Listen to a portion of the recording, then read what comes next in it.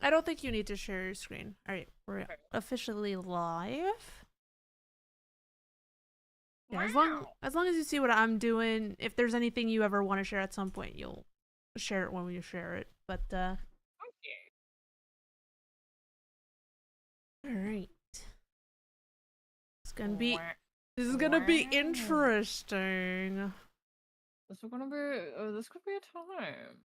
No? Hmm.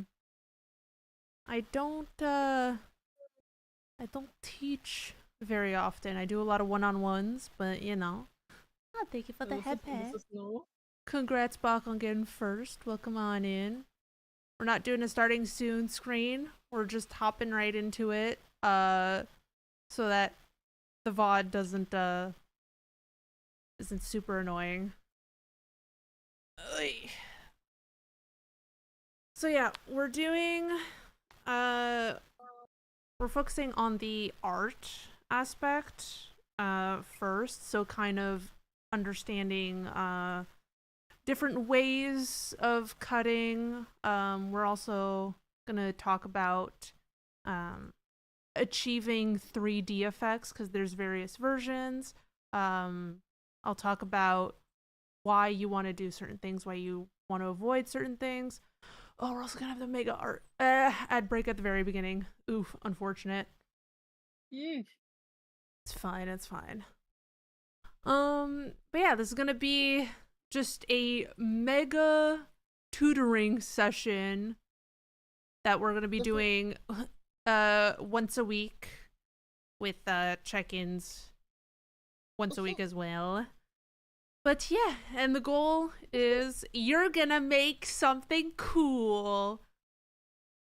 hell yeah. I mean, honestly, you already kind of have a little bit of a leg up over me when it comes to potentially making something really nice cuz uh the biggest limitation when it comes to making animation and VTuber models is the art.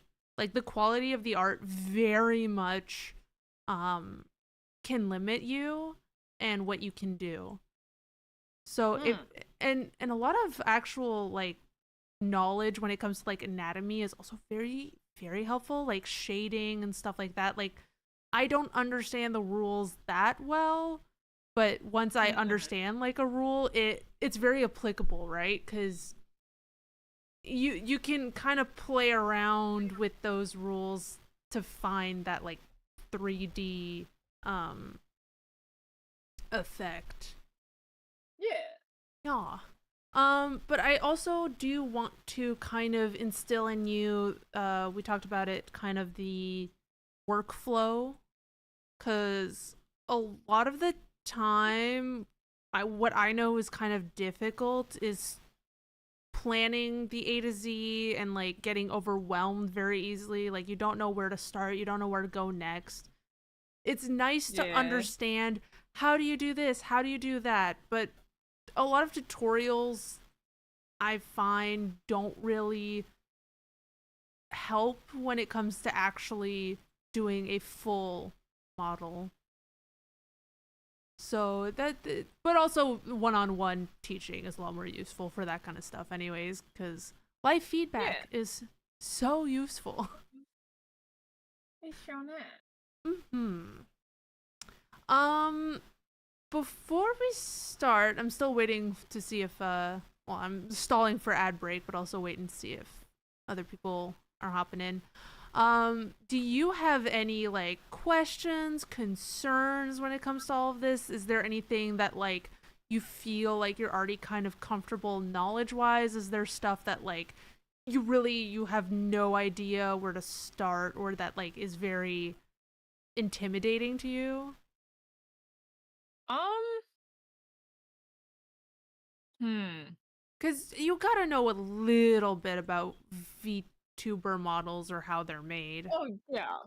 Yeah. Mm-hmm. I have like general knowledge, obviously, because like just knowing like you and Schmill doing VTubing, and then just by adjacent by what's the fucking term?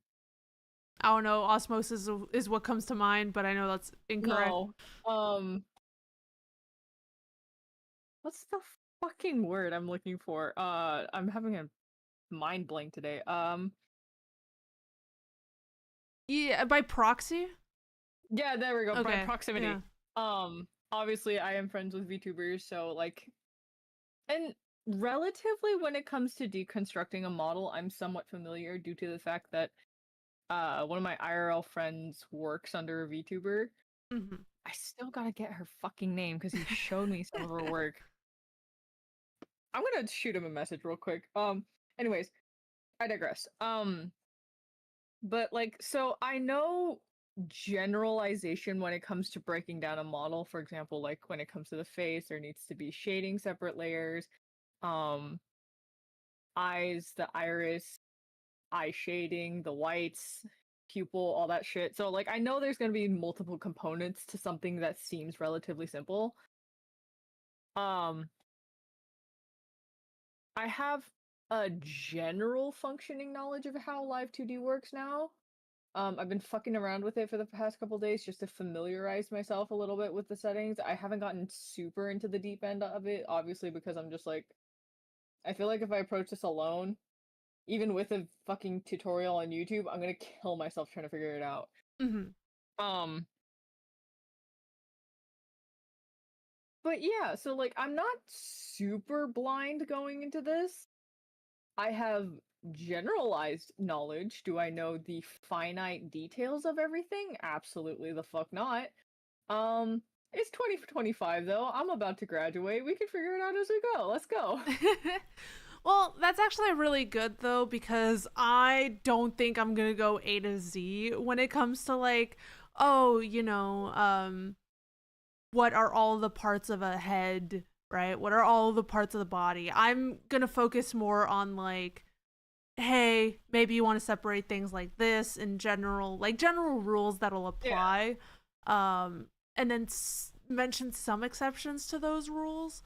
Uh, but the bulk of like understanding, like how to deconstruct the eye and all that, will literally just be through practice. Like I'm not Yeah. doing a eye tutorial, a head tutorial, a body tutorial. I'm like, no. We're simplifying things. Yeah. All right. Also, this means as a note, this is not a step-by-step like It is A to not. Z stream, guys. This is generalization of what you should be expecting. Hmm. Um, given that This, I am not coming at this with a blank slate of no knowledge to VTubing whatsoever, this probably isn't like gonna be the most like beginner friendly tutorial that you've ever seen.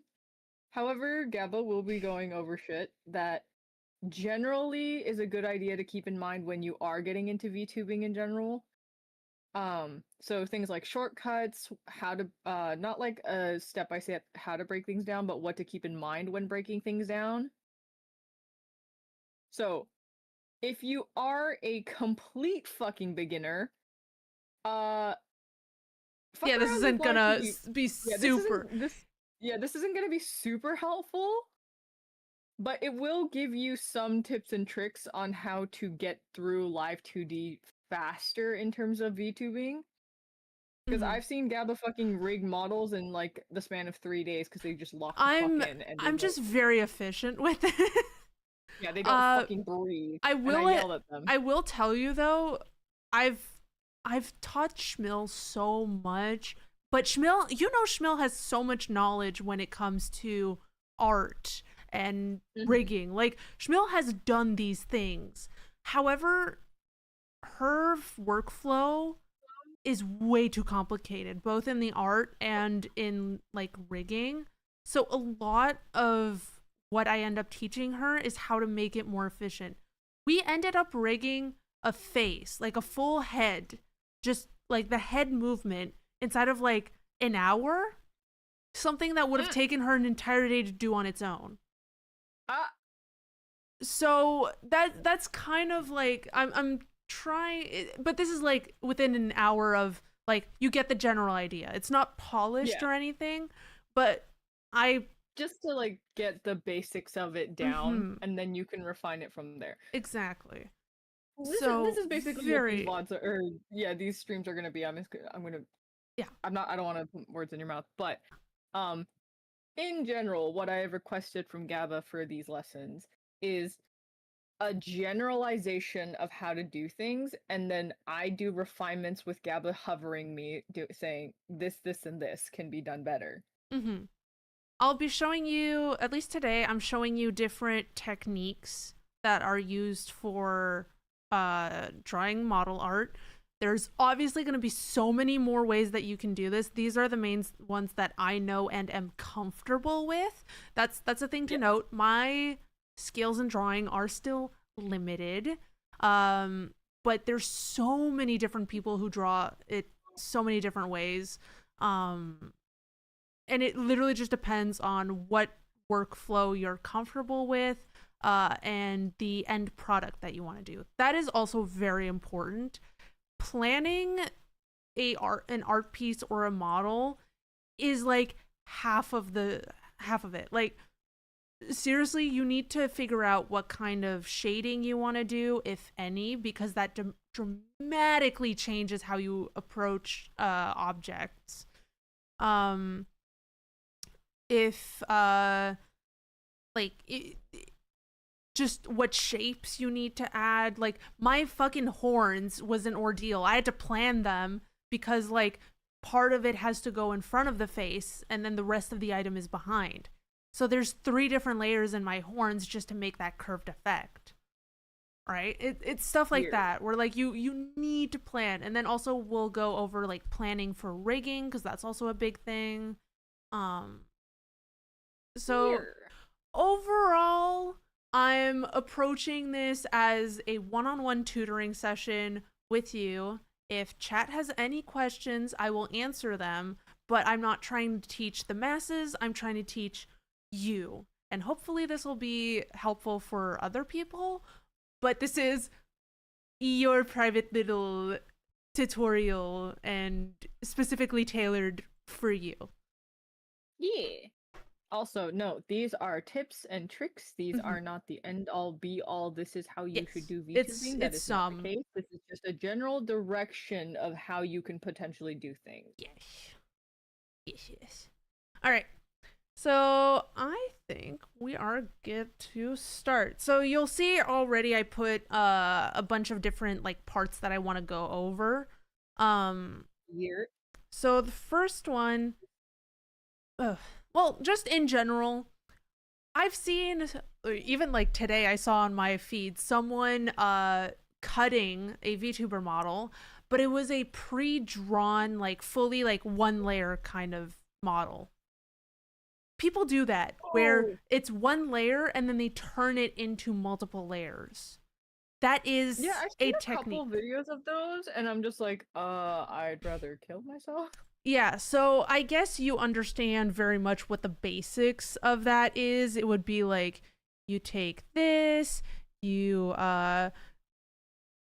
You cut that you shit out. yeah, you would probably copy it, right? Because you need the rest of it, right? I just literally copied more than what I needed and then erased the rest, so that then you can go to, like, I don't know, the rest of it. It's like you're cutting away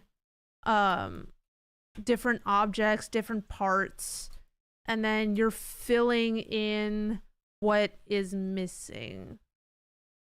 Cuz Okay. the main rule in VTubing is you want to draw more than what you plan on seeing, just in case, right? Like, you'll see in the model that in the deer model, there's a lot more that I've drawn than what will potentially be visible. I don't have to go the whole way. Like, you'll I'm trying to make this very nice and clean, but I don't have to. Like, if you look at the hair, oh, when are you going to see this, right? Realistically, when are you going to Yeah. see the forehead? Well, for one, for me, it helps me understand the shapes of everything else around it. So, like, I can, when I'm changing the head shape, I know that the hair shape will follow. Um, Yeah. But I do also tend to do bald toggles, so you know, for all I know, Oh. it will be visible, yeah. But it's just like extra stuff that you want to add. Hmm. What's another example? I mean, the ears as well. The ears are also they extend further, but they're not like um massively further. It's Hmm. just it's enough that here I'll Like when you turn the head, for example, to like a yeah. 360 So if view, you it still have the ear. exactly if more gets shown either by the head moving or the ear moving, one of the things that I recommend you do a lot when you are like looking at models, select your item.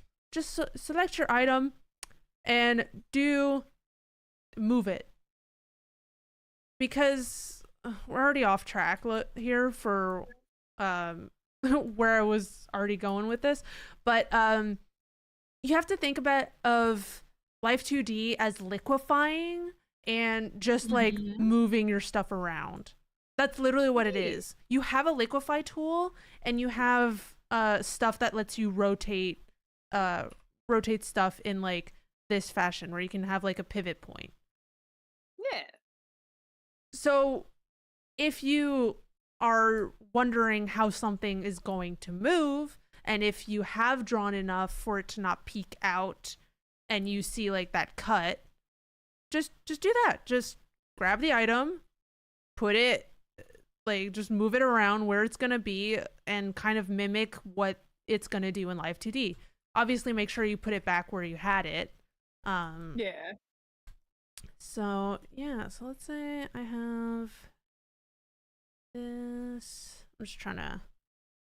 I mean, you already understand this process of like you just finish the Yeah, you just cut. basically gotta Yeah. redraw any missing parts so it's not just you looking stupid as Mm-hmm. fuck.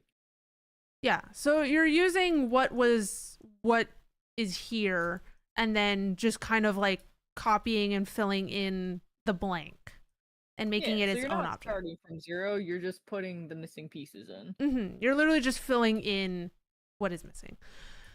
Fill in the Um blank, if you will. benefits of that is you can kind of just focus on the final product. If you're just doing an art piece, you don't have to care about the layering, right? You can just kind of go for it, draw what you want, and then afterwards cut it and then, you know, fill in the rest. Uh Weird. it'll probably honestly take about the same amount of time than if you didn't do that because like the same amount of shading and whatever. Main Hmm. downside, obviously, if you have very complex shading, it's I mean, it could be doable.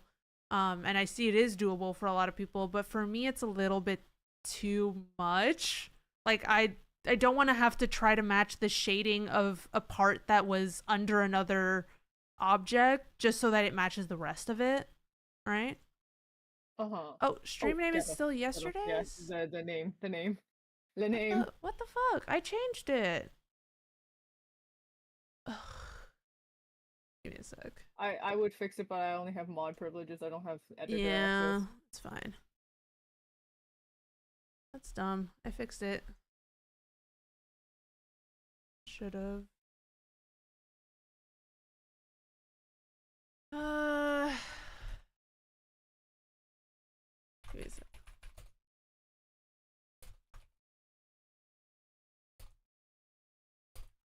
Thank you. I guess my thing didn't work then. I guess. Weird though. Yeah. It's because I set it through like a plugin on OBS. Uh, well, this part's getting cut from the VOD. Probably not. I'm not editing this. What do you mean? Uh-huh. I'm not. Unless you really want me to, but that's just gonna be more work for no reason. That's just fair. just put timestamps. I don't know. Oh Uh, yeah, that's true. so yeah, you're literally just whatever. yeah, if you have a complex shading, I don't recommend it, but it is doable. It's probably Yeah. just a pain in the ass like that, but some people do it. Yeah, like depending on the level of rendering you want to be doing, it's like if it's a simple drawing, like a PNG tuber or some shit, you can easily use the cutting method from what I've seen. Well, Uh, also if you have an art piece that you did and then you want to animate it after the fact, yeah, that would probably be like the most common occurrence. yeah. I don't see the AKA, yeah, I just don't see the appeal of creating a VTuber model with like just doing the model art without having yeah, separated it with the intent of it being a VTuber model. It just doesn't make sense. yeah. Most of the times, if you're gonna be cutting an illustration to animate after, it's typically for things. Best example I can think of off the top of my head. I am a degenerate. League. When League used to do animated opening screens Yeah. uh for new characters, that's what they would be doing. Yep. There's several videos of that kind of style and technique being done. um so that's one way of using the cutting method for illustrations. Not so much recommended for finished illustrations that are highly rendered and detailed for VTubers though. It's a Mm-hmm. very convoluted method for you to be doing. All right. Cut as you draw. Cut as you draw for, I'm meaning in the obvious of like, you just draw it as if it's already cut. So you just decide, all right, well, I have one layer. This is my line art. And then, uh, there's my, here, I'll just merge these. So here's your object. And then you have the line art separated from the color or something else, but you have all your objects are pre-separated. There are times though that you do want to separate the line art from the object. This has various different uses, mainly in the face. I always recommend doing the face line art if you do have face line art separately, because sometimes the lines can become really wonky. To kind of skip a little bit for how the head works, you're gonna be liquefying it very severely to get that shape. Like you're basically doing like this kind of thing when you're off to the side, right? Like Mhm. that's what a head looks like from the side. Well, look at how the line thins out because I'm liquefying it. Yeah. So if you have the line art separate from, the color, you can kind of do the color and then have fix the line art separately so that it matches, but it's not like awful. Yeah. But there might be other parts that you do want to have like the line art separated. It A lot of this is just preference and how much do you want to have freedom, right? Like do you want to um do you want to be able to control the line art separately? Like there's a bunch of different uh reasons. Sometimes it really depends on the object. A lot of this is it depends. Line art Sure. fill though is a technique that is kind of uh it's not super similar, but what I mean by line art fill is, let's say you have an object. I'm trying to get a different color. I'm gonna make a circle. So I have a circle here. Well, I'm gonna make my line art by copying this and then making it just a tad bigger. So you have just like a fill, right? An underfill. Mhm. And actually within Live 2D, there's a way to recolor your layer. So you don't even have to do this within Clip Studio. Ideally, you would so that you can see how it looks. Mhm. But within Live 2D, you can set a layer to be a specific color. Like you can make it all black and copy the layer, like copy this and then have that layer done. I personally use that kind of technique. Let's say if I have a piece of hair on top, like I might do this for the what is it, the deer model. Like let's say I have a Mm-hmm. piece of hair up here, and then I'm like, oh, okay, let's copy this layer. Let's make it, yeah, let's make it a different color. Say uh, like this, and then I'll set it to multiply, and then it just creates like a shadow layer, Mm-hmm. right? But the limitation is that it's kind of stuck to that shape, whereas like, you know, if you did the shading yourself, you could just like have it blurred or like a gradient or something. Yeah. So line fill is, I've seen it most used for bodies. So Yeah. yeah, so like let's say you have like your torso, pelvis and all that. Like imagine these are all separate pieces, but each one has their own like layer of underfill to it. Mm-hmm. You can have kind of like a seamless in between. Like imagine like the stuff on top is like uh filled, right? Mm-hmm. So let's say I have these two things move. Like see how that line art, like it still sticks to itself like perfectly. Yeah. Yeah, whereas like if you, let's say, see here, um like if these lines had to match up to themselves cuz the hand is a separate piece, I would have to make sure that it lines up manually, Mm-hmm. kind of thing. Yeah. I think that's here. Like I'll have to make sure manually that this area, it like the line art meets the line art. But if Mm-hmm. you do a line art fill, then that's different. You don't really have to worry about that. It's Yeah. also useful if you want to make the line art disappear at times. Sometimes when people make a face and the character looks up enough, or yeah, when they look up or to the side, the line art kind of like fades away. Mm-hmm. So you can do that. Okay. The only downside is it takes up so much of the texture map. Like you're Yeah. basically I can imagine. you're basically doubling the shape, right? So Yeah. yeah. But you can copy art meshes. It's not the biggest deal for meshing. Uh-huh. So line art fill would probably also be very useful for head rigging, as you don't get that weird uh line art warping that I mentioned before. You have much more control over that. Uh-huh. But yeah.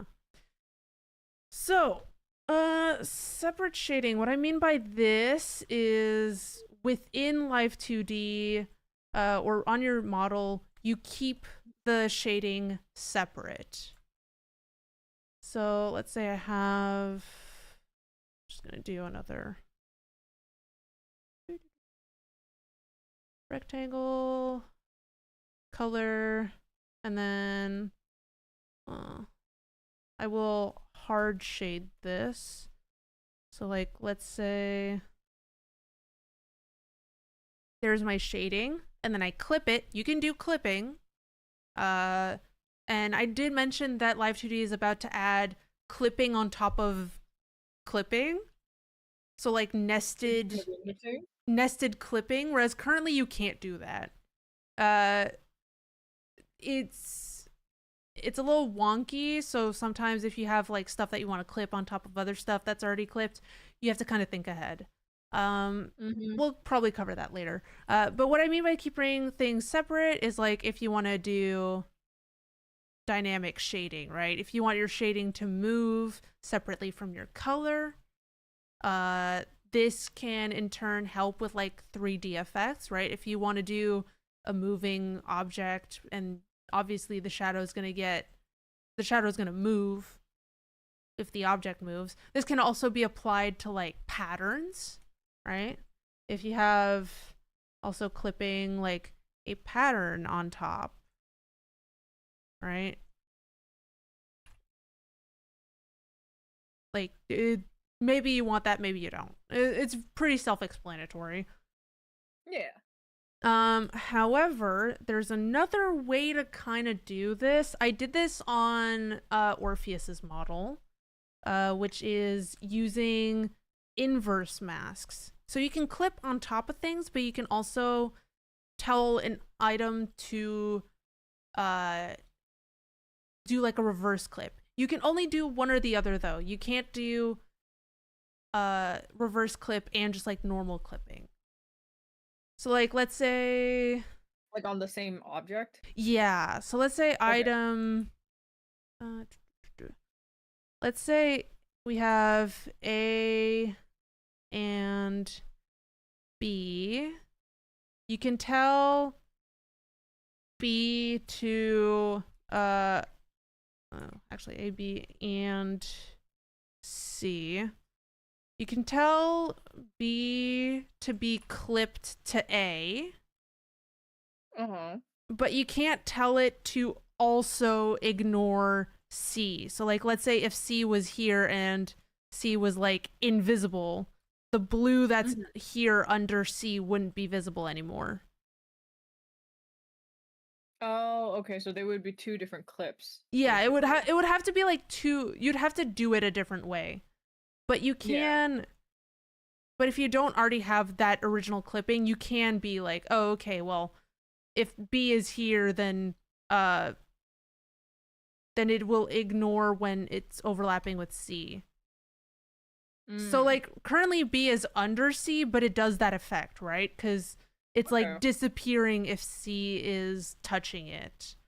Okay. Whereas this would be if it's not, right? So that means that there's different ways that you can do that kind of mask.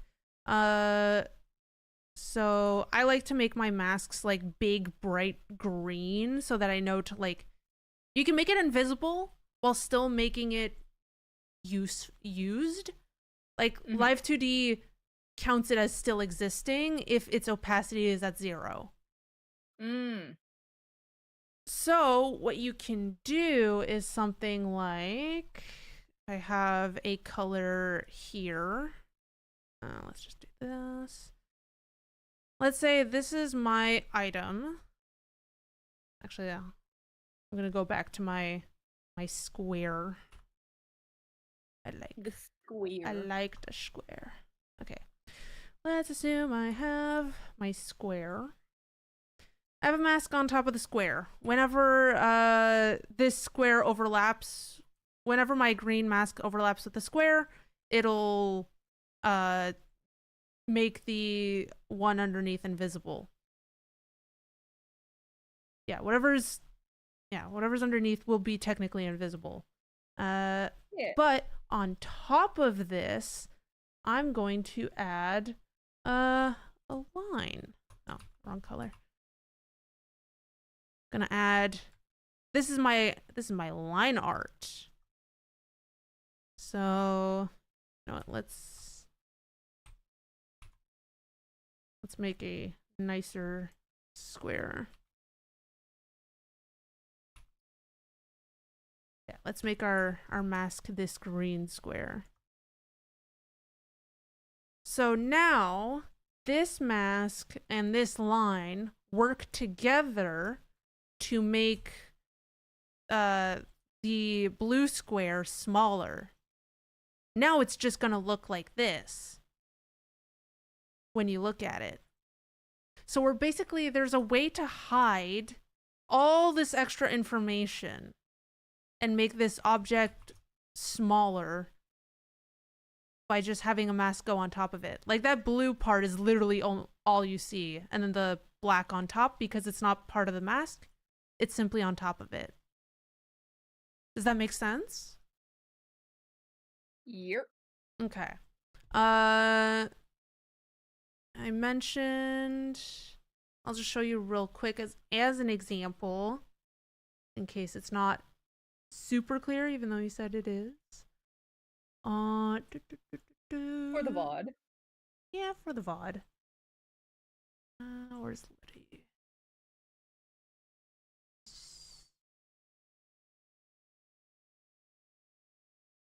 Here.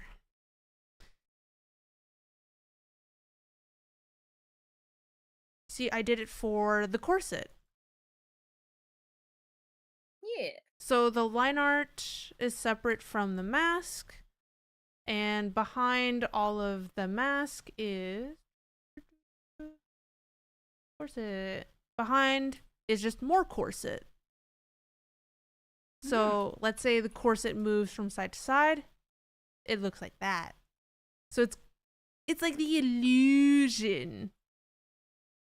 It's a division. Yeah. Because part of what you have to think about when making models is kind of like, how do I fake that 3D? You have to like almost sometimes make the side of the object and then find a way to kind of have it peekaboo when you're turning. Yeah. Basically. It's obviously it's really easy if the item is like an easy shape. Another, this is gonna be a little bit extra. I don't recommend this, but it is possible. I've done this for my where is it? For this model. Import. Yeah. So you see I also have the masks for this model. What I had Mel do for these shapes, because they were very complex, I told her, hey, just draw it on like the forward view, the 3/4 view, and then the profile view.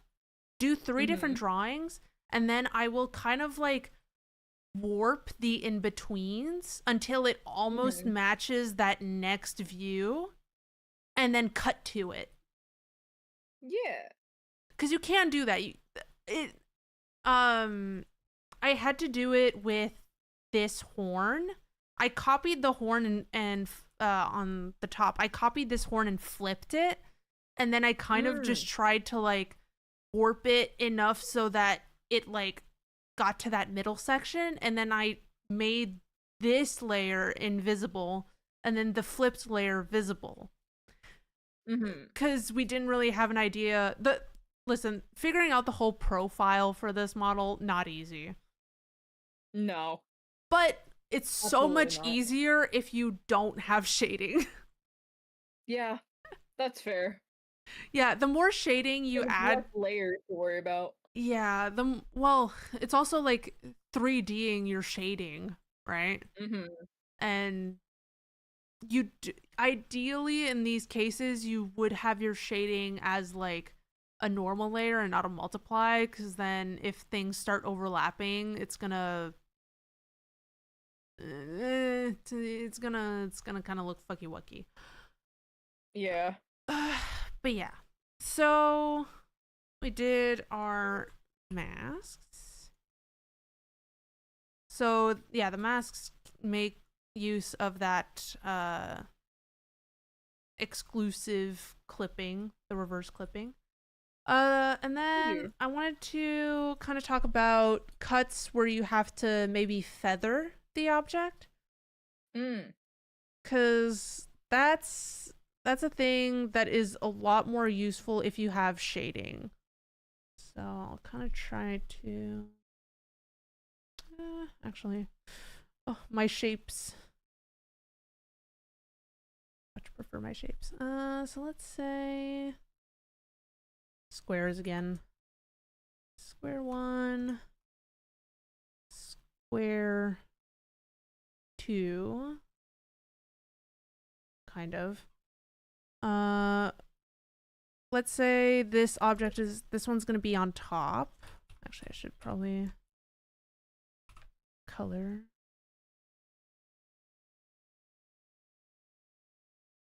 That one's also gonna be the same color.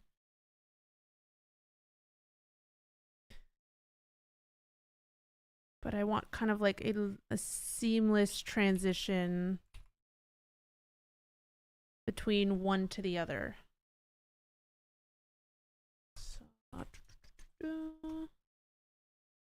So see, now they like overlap. It's all nice. It's all cool. Oh, my perfectionism. But let's say now I put some shading on this one and then some shading on this one. Mm-hmm.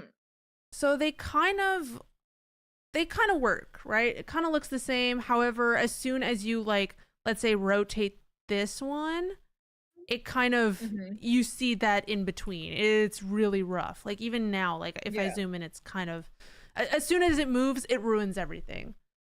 So ideally, like blur tool, oh, I made the, yeah, so blur tool it, or, you know, soft eraser, just kind of like make this a very feathered edge, will make that transition so much smoother, and then you can kind of get away with that, right? Yeah. So like, yeah, see, it's still a little visible, but it's not super jarring. And obviously to fix that, you can feather it like even more. Yeah. So that I recommend if you are doing very heavily shaded stuff, and your shading isn't like super separated. Obviously you don't really need this technique if you're if you don't have shading. You can get away with it more. But yeah. These are all techniques that you can use when doing art. Any question about any of that? Chat, you can also ask questions, by the way, if you are curious. From me at this time, no. Okay. Do you have anything in particular that you're like, you know, you're probably not gonna touch? Or do you want to touch all of these? Like, do you want to force yourself to learn all of these? Or just like whatever comes and is necessary, you'll figure it out? I think for now, in terms of what I want to learn, obviously because I haven't gone in depth with any of these, I would just need to try everything first. I know for a fact I'm not even gonna attempt the fucking cut after drawing because I'd rather kill myself. Fair. Don't want to do that. The others, I think we should just do a generalization of how to do that stuff, and then once I try everything, I could be like, okay, I like this best, so we can just focus on trying this, doing this strat for VTubing. I think what it I feel like I'm not gonna know like what fits with me, like work pacing wise, unless I try everything first. Well, to be fair, I think how it's going to happen is just kind of keep all of these techniques in mind. And if you don't know how to approach an object, just kind of like look at these and be like, okay, what applies here, right? Yeah. Like, again, the corset, you know, I also did that, I think, for the shirt up here, but I didn't do it for the skirt. I could have. It would have, like, the bottom of the dress here, it would have made it like way more dynamic, but I just didn't because I got lazy. Like, it's literally just that. It's also like the amount of movement that you want to put into it. I typically go make it so that the upper body moves more side to side than, you know, that's the thing. A lot of this is really helpful for the side to side. Up and down is honestly probably the easiest axis. Like the Y axis when it comes for rigging, one of the easiest. It's that Okay. it's that X axis that's such a pain in the ass cuz Mhm. so much is like you show so much more on the X axis. Like I feel like Y is just squishing. Mhm. Like not a lot is being shown extra other than like the neck or like under the booba, but even then it's like you're just squishing the booba up and down, which is different than like rotating it, right? Yeah. Uh so yeah. I'll say this is kind of the extent of what I had like super ready prepared, and even then you saw it wasn't mega prepared. Uh for today, I think yeah, layer layout. Okay.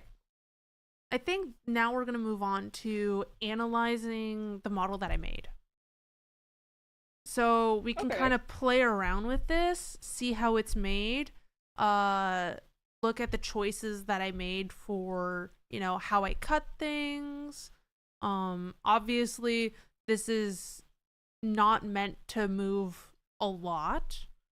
I made decisions Mhm. because that's just kind of what I'm more comfortable with. So pretty Mhm. thank you. But you know, if like you can kind of imagine of ways that would make this more dynamic feeling, if there's like ways you think that you could have done it differently. Cuz I merge a lot of my stuff. But if you Yeah. want it to really look fully 3D, you don't. Um Yeah. but yeah, I'm trying right now to more merge the shading, but I try to separate objects as much as I can so that the at least the up and down movement looks nice, especially hair. For sure. You'll also get to see in the corner here all of the layers. One thing that I do kind of recommend, I do have like a workspace specifically. Give it a sec. Specifically for VTubing that I downloaded off of Clip Studio, and Uh-huh. it literally just makes all of the layer section way bigger. Okay. So that can be useful. Um, I just kind of, you know, got used to knowing where all my layers are. I don't need to see where everything is all Okay. at once. But this can potentially help you. Other ways to get organized is using folders as much as possible so that you can collapse things and focus on small things at a time. I do Mhm. recommend actually uh, creating folders at the very beginning. Yeah. Yeah, just like Like head, organize. neck, torso, legs, that kind Yeah. of stuff. Yeah. Mm-hmm. You'll see I kind of organize head and then I have all the sub stuff. Uh, Body, the sub is like shirt. The legs are behind the pelvis because the pelvis is gonna be on top of the legs, but then the torso is behind all of that, and like yeah. Mhm. In other words, it's a lot of fucking work. Mm-hmm. Yeah. Uh, Yeah. I also recommend you can change the colors of the folders, I think. If, Yeah. you know, You should be able to relatively. hmm, says change layer colors. No, that's not that. I don't know how to. Oh, this. Yeah, yeah. You can kind of Yes. organize by colors if you want. You can also do that same thing on Live 2D. They have Mhm. organizing colors for like your parameters and stuff like that. Okay. So, um, I think the biggest thing here for this model, uh, I really liked how Schmill did the shading on her Schmill 2.0 face. Uh-huh. So I kind of stole that. I recommend if you really want to get into Live 2D, the best thing you can do, or you can just, I mean, obviously just save. Just look at what other people do, save it, copy it. Yep. Yep. Um, so my biggest pet peeve, and I think Schmill also agrees, is so many VTuber models have such a flat face and everything else is shaded to the nines. Mm. I like well shaded faces. I like having the nose bridge prominent, Yeah. and I like having freckles and the side of the head uh I hate the flatness. Please. Please. You're like, no more. Yeah. So a lot of this is just kind of looking at your art style as well and understanding how to separate it. Uh-huh. So for me, you'll see the face here, that this is everything. This is what Okay. we're looking at. I also separated the top of the head, the line art from the bottom. Uh-huh. Usually I do this so that I can have more control. If like I want to make a full ball toggle, because most of the time when people make their model bald, or like they only like warp the face, it looks more like a mask than a head, because they don't bring the back of the skull around. But I removed it for this model. Okay. I don't think I'm gonna focus on that. Okay. So I could have just merged everything, but I'm just gonna leave it separate. Like, here's the thing: you can leave things separate and then have it move as if it's merged anyways. Mm-hmm. Cause like with a deformer or something, you can just make everything under the same deformer and it'll all warp together. So it's like you don't have to figure that out now. You can be a little indecisive if you want. Okay. So There are options. yeah, so I separated a few things here. The freckles are all separated from the rest of it, because I Okay. mean, why not? Like I could just like fully have all of this you know, here you can see all the layers. I could have all of this together Moving. in Yeah. one, but it just gives me a little bit more freedom. Yeah. So, you know, Especially like this like freckles. eye depth and shit like that. Yeah, I have like this separate from the blush, and just honestly for this there was no rhyme or reason. I think it's just like in case. At least the eyes. I know the eyes I want it to be separate so that like I can make the nose bridge follow it better. Okay. Right? Cuz I need extra control for this, just to make sure that this inner part matches with the nose bridge line that I made. Mm. But like everything else, like the blush and face highlight layers, they kind of could be together. Like they're probably going to move the same way. But if they don't, then I have a way to fix it. Like it it's helpful. In fact, actually having the face highlight separate from the blush kind of makes sense. Uh Same Okay. with the forehead highlight. Like I don't know, I might need that to be Mayhaps. separated. Yeah, this was literally just I did all of these separate anyways, and then I didn't have the heart to merge some of it. Mm-hmm. But I do obviously want this like face shading to be separate, because when you look off to the side, this is gonna come out more. This is gonna come out more. Again, you can kind of already see like that effect of Okay. like oh, if I look up, this is gonna peak. If I look to the side, this is gonna peak. So those are the things that you can kind of play around with when you're making models. Like you always want to just be testing things by moving it around.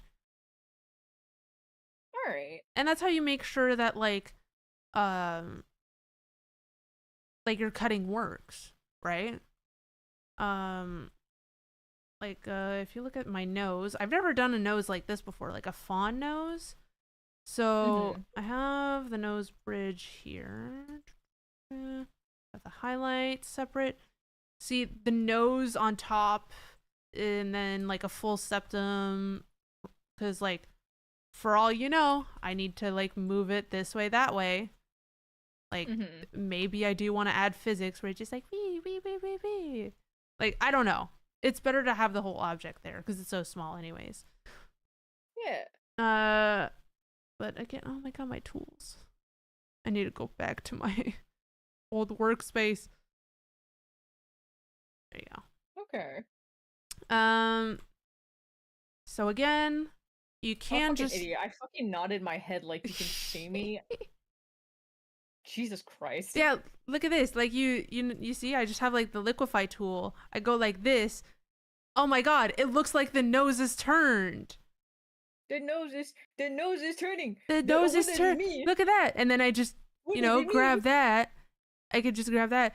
Oh my god, look at that. And No, the nose is turned, guys. yeah, the nose has turned. And like, there you go. I've proven that my separation of layers can work for this.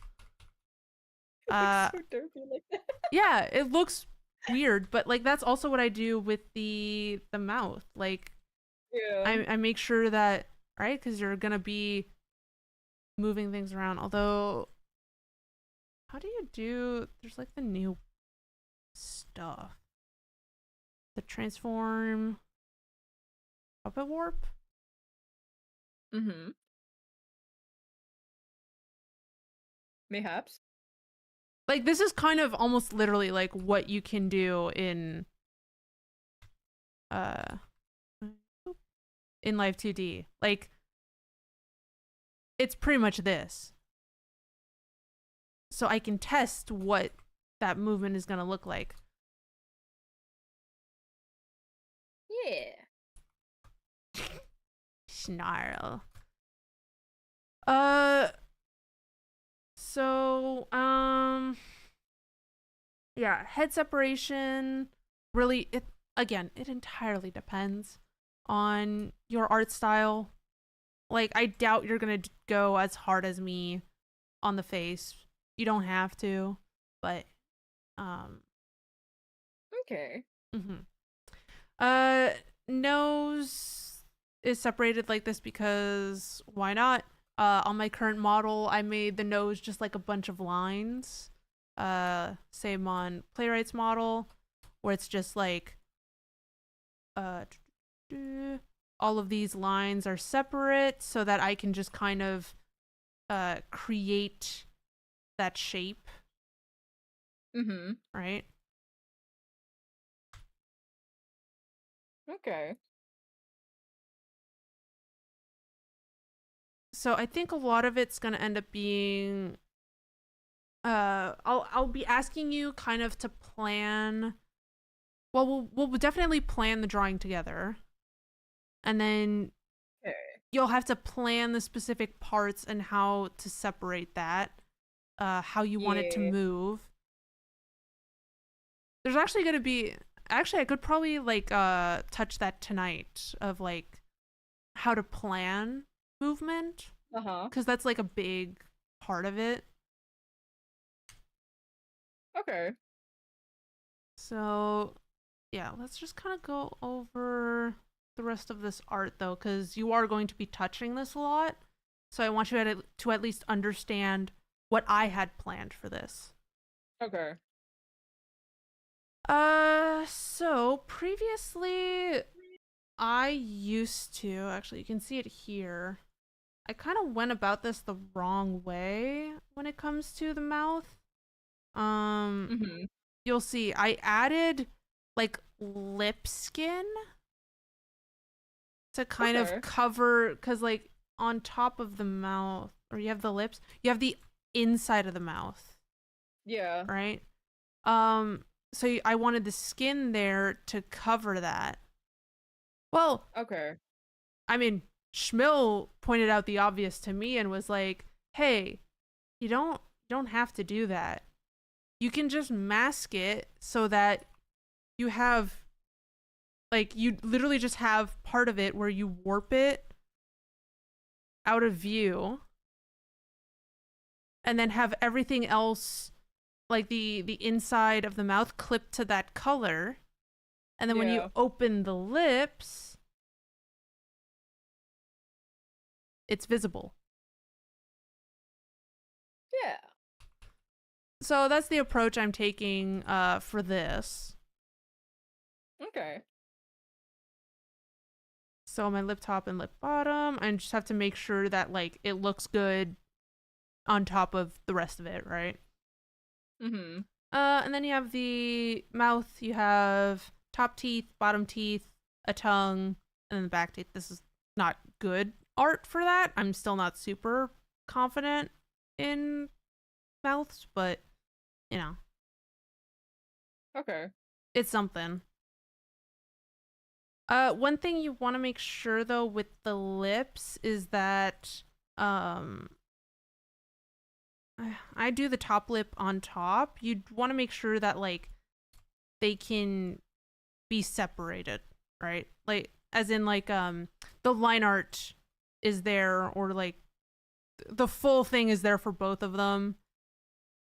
Like act as if one must exist without the other. And also that it's malleable enough for you to warp and it doesn't look weird. Like you don't Okay. have weird, like how's this for like the cat mouth kind of aesthetic. Uh-huh. If you want, you can do that if you want. Just make sure that your lines are able to be warped into other shapes, Mm-hmm. unless you want to keep that like ooh woo mouth the whole time, right? Because Okay. if you want like a flat line, it's harder to do that from like a super curved line. Ah. Yeah, that makes sense. Whereas it's easier if you just start with a straight line, then you can make it curved. That like Hmm. so mouth honestly is one of the things that is the that moves the most. So that kind of warp effect, or the line art warping is a little important to keep note of. And again, always draw more. You see how that Mm-hmm. line extends past the top lip? Yeah. Yeah, yeah. Okay. Um, thinking.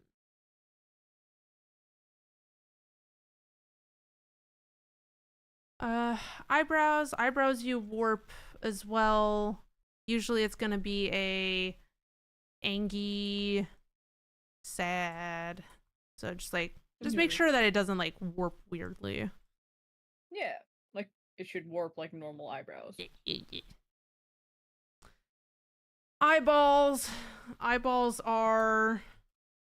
I said I Many wasn't. layers. Yeah, I did say earlier I wasn't gonna go through how to do everything, but I briefly, you know. Oh, Mm-hmm. one thing to note. This is a big something. When working on models, this is the left. This is the right. This only really matters because VTube Studio counts it as such. If you really don't care, then that's fine. You'll just have to inverse some of your parameters in VTube Studio to make up for it.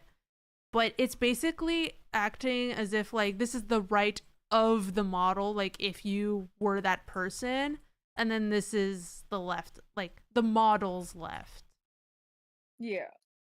So yeah, the left and right is like inverse. So if you look at my layer names, that's why IL is actually on the right. Mm-hmm. So I separated all of the eyelashes, and you'll see that feathering that I mentioned previously. I tried to feather it a little bit, and then you can kind of see. Beep, beep, beep, beep, beep, beep. So all the eyelashes, and then top lash, bottom lash, middle lash, and then eyelid. Eyelid honestly could be under eyeball stuff. Under there. Yeah. Um, eyeball. People make their eyeballs so separated. Mm-hmm. So many people make like very intense eyes because I guess the anime art style makes it so that you can make eyes very detailed, very expressive. My art style doesn't Mm-hmm. portray that. So my eyes are typically very simple. But something that I like to do, just keep the highlight separated, cuz you can jiggle it around or Yeah. have it, if let's say if the uh like if the iris moves around, then the highlight stays. Mm-hmm. I thought of keeping this separate because why not? I like keeping the pupil though separate because I do like eye dilution or like you know Okay. dilation, not dilution, dilation. Uh, you know, for funsies. Again, it's all about what you want to do. How does your art Yeah. style? How your art style? Yeah, those are uses for making things separate, or you could just have it all the same. Doesn't really matter unless you want it to look more 3D. Yeah. Uh, got distracted by Cash. The head. I mean, the ears you kind of saw already. The goal for the top being separated from the bottom is just so that I can like hide that part more or show it. Uh-huh. So like this was supposed to be like physics stuff. So why not? Okay. And if you wanted to be very like extra, you could have instead the ears be uh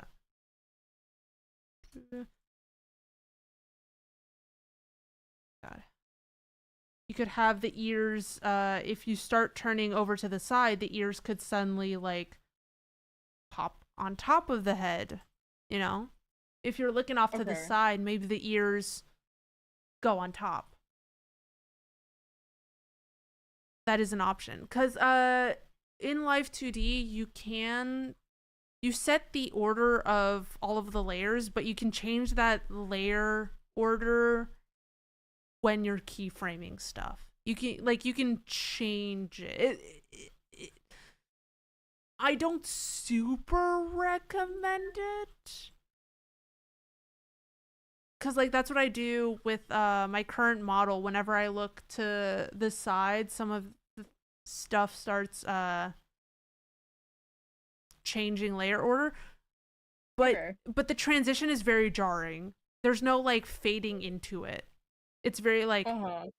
it's very like instantaneous.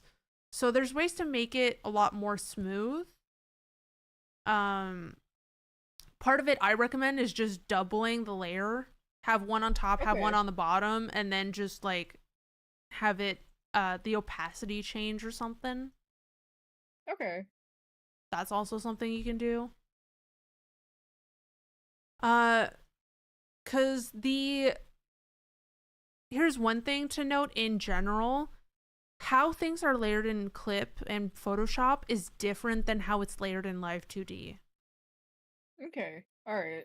Because you can clip an item to an item below, and it doesn't have to Mm-hmm. be immediately above it in the layer hierarchy. Does that make sense? Where Okay. like I can create some sort of like I don't know line at the very top of all of this, and I can say, hey, only show up on top of like the wings here. Like clip to the wings, but it'll still appear on top of it. Ooh, Tea Turtle, thank you so much for the raid. Welcome on in. We Well, come on in. We are doing some live 2D learning and VTuber learning. So if that is of interest, you can stick around.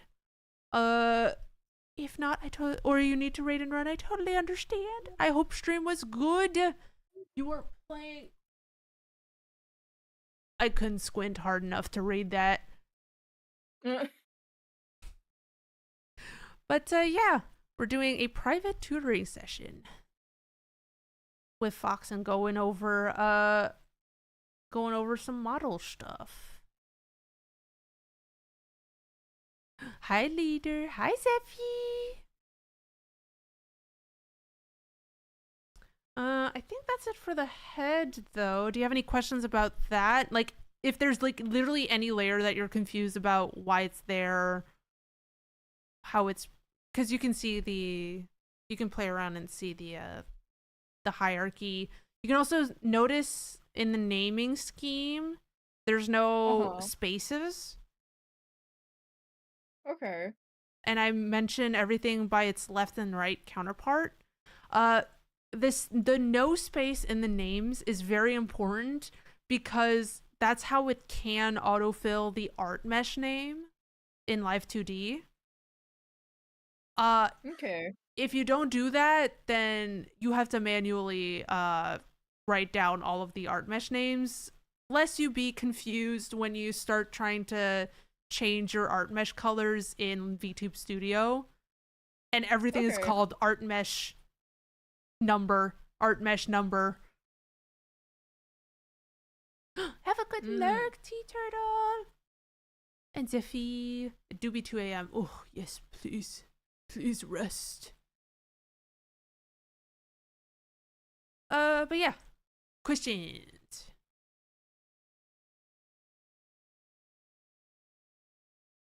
I think I'm good so far. Okay. I'm not overloading you with information, hopefully? No. Okay. It's still followable. Yeah. I'm still processing it. So we're good for now. Okay. I'm not gonna super go over the hair, but if you have any questions about it. Okay. I think I'm good for now. Okay. Have you seen the different layers? Like, I have some strands. You start just like taking away some of them, like this whole area. You can see like how this is separated front from the back with the horns in between. Yeah. Okay. Yeah, so far I'm understanding a good chunk of this, thankfully. Some things to note though, actually, about the hair is there is a little bit of limitation with how I drew it. If the character looks to the side, ideally you would have this going a lot more forward. Well, you notice that the back here doesn't change. It's just the front that warps. So that will be happening. Okay. What just fell?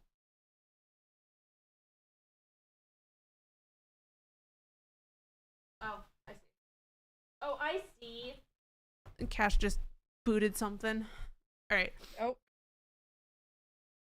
So yeah, so different ways that you can, make that look a little bit more natural, I guess, would have to be like draw more here and then mask it away, or I don't know, something else, like have another layer on top of this or under it that's like feathered so that it peekaboos away. And then if, the character's looking off to the other side, I'm going to be squishing it like that. Yeah.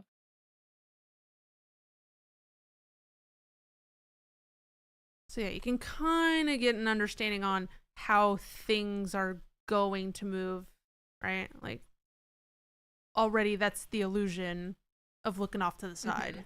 Or a Justin Bieber haircut. Okay.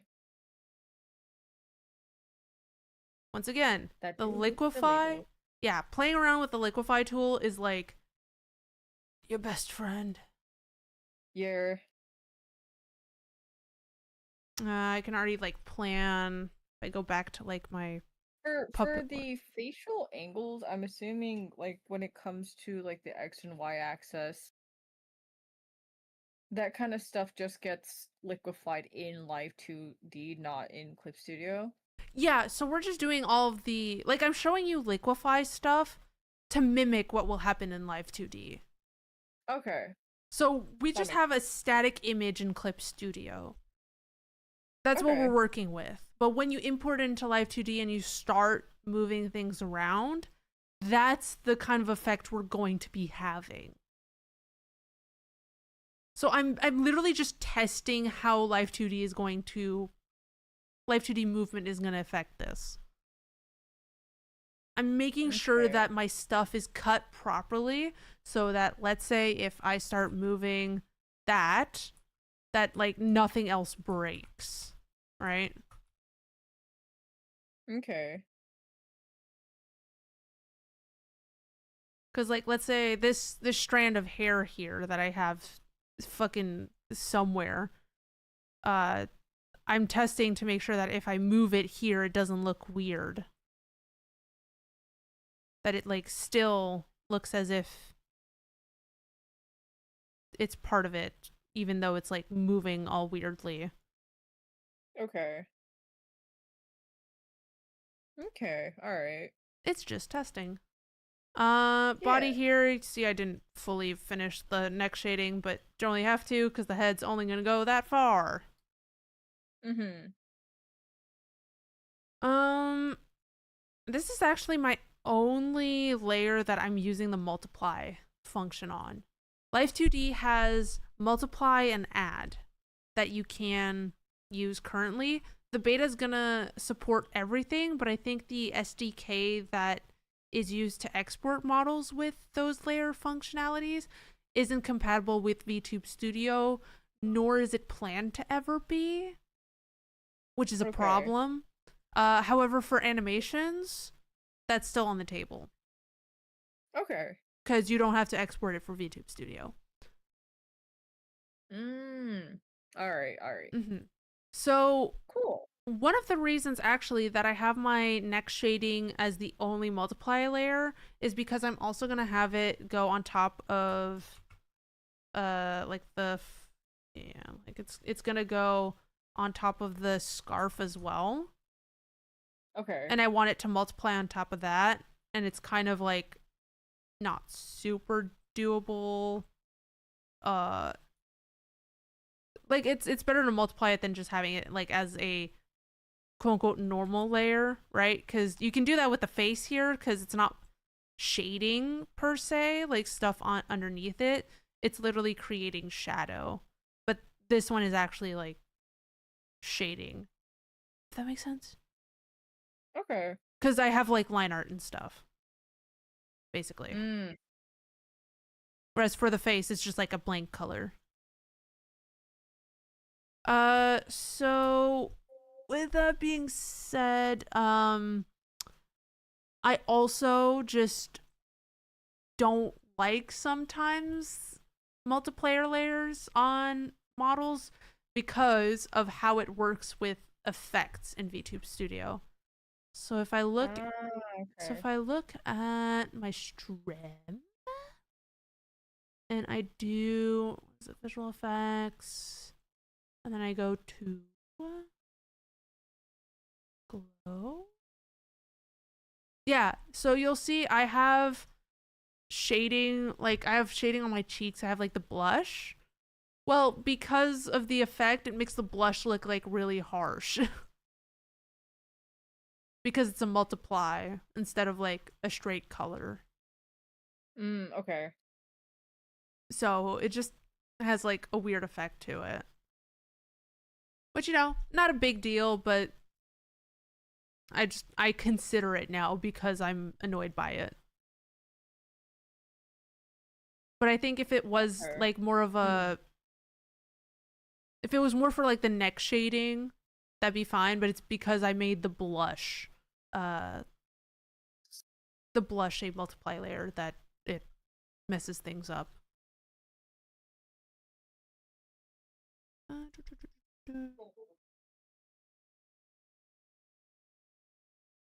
Alright. Alright. So I have my neck. Oh yeah, you'll see a lot of the feathering shading happening at the neck and torso area. Okay, yeah. And this is very useful when you want to move the arms. So pivot point, right? Because sometimes the shading is gonna be real weird. And this at least helps with the illusion. Okay. Which that is also a thing why I recommend just kind of playing around with this, because you can tell almost like where the limit is for like how far you can stretch things. Right? Like Okay. I can continue this because like I drew past the neck enough that like there is an armpit here. Whereas if I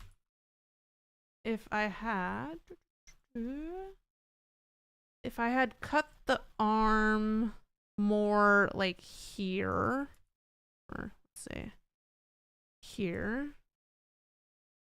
I probably wouldn't be able to push it that far, because then it starts like losing all of that.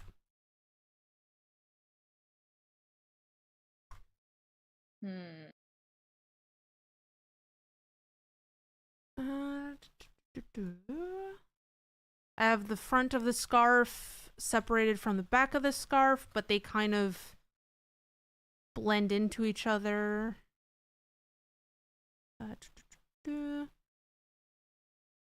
Just so that I can have the object both in the front and the back. But they will move as one thing. So another test would be to grab both items and then I can squish as much as I want. Like that's how it would work. Like it'll do the same thing. I can make it so that two items move the same at the same time, the same way, but they're on different layers. Okay. The hierarchy is different. Yeah, I separated the left boob and the right boob for once, just so that like if this one goes like on top, I don't know. I feel like it just helps with the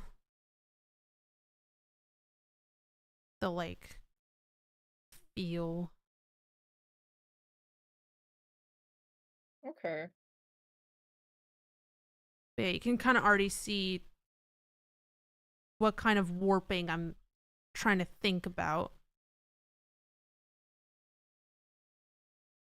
And what I could have done, which I didn't, was like separate the top of the booby shirt from the actual like underside of it.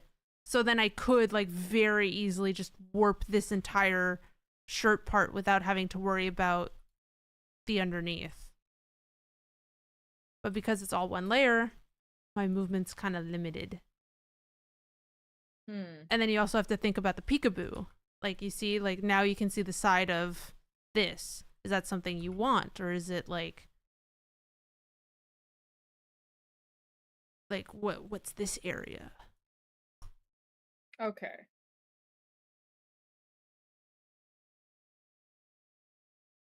Yeah. Again, I am showing kind of how Life 2D work.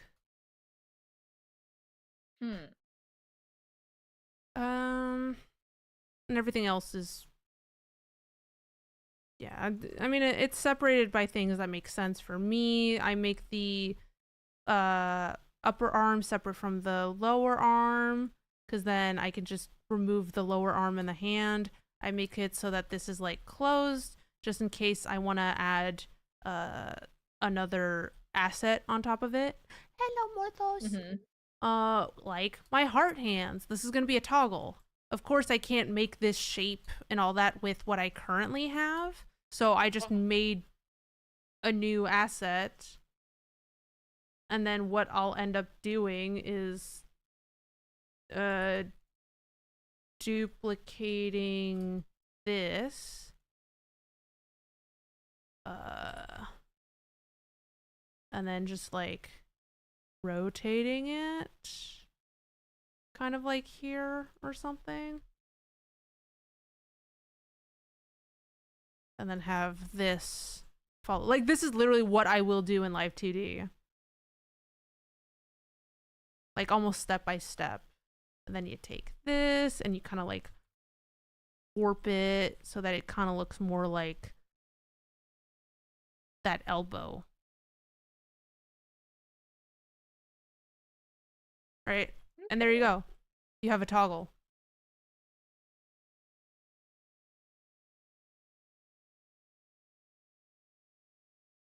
Okay. Ooh. Yeah, I'll just go back to the beginning. And toggles, you can have anything just kind of disappear and reappear whenever you want. There's, opacity can be keyframed. So that's why when I say toggles, I just mean turning the opacity up and down, like turning it on and off. For the hands, all the fingers are separated.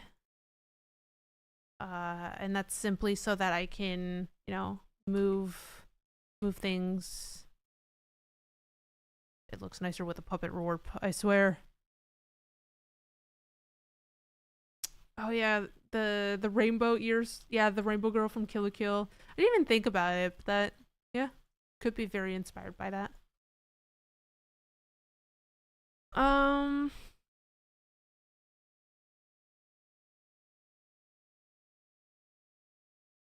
don't know what else to point out. I think the rest is kind of pretty self-explanatory. Like, you can see other ways that I've like rigged the not rigged. I mean, I drew the pelvis of the pants like this so that I could just like fade into that lower part. But I also drew like more than I needed for that peekaboo. But yeah, that's how I separate things. There's of course a lot of different resources out there for how other people have separated their models. But I think most of the time the base body is kind of the same. I prefer drawing a nude base, as we've seen with like the playwright model. The shading's like a separate entity because I hate myself. And I wasn't super familiar with stuff. Yeah, so a nude base is very useful if you want to have toggleable clothing, right? I do this for my models because it just makes life easier in the future. Obviously, when Playwright got me to do the mermaid version, it's literally the same body base, but I was able to retexture everything. And because I rigged everything with deformers, like the warp deformers, like the big rectangles that instead of like directly doing a liquefy, those are like parent deformers to everything below it. So I can just put an item that's going to move the same way that, like, let's say this bracer is going to move in the same way that the upper arm is going to. Well, I just put it in the deformer where the upper arm is, and then it suddenly moves with everything. Oh, okay. So it's kind of just like an easy cheat to not have to re-rig everything. Yeah. But then as well, like it's just useful to have the whole body because then you can kind of just make sure that everything, I don't know, proportioned well, it's like moving the way you want it to, and then worry about clothing afterwards. Okay. Uh, yeah. What else? Hair. Hair I'm not super comfortable with, but you know, the more layers you have, the more fun it is. But also you want it to be kind of the same. Oh, something to note actually.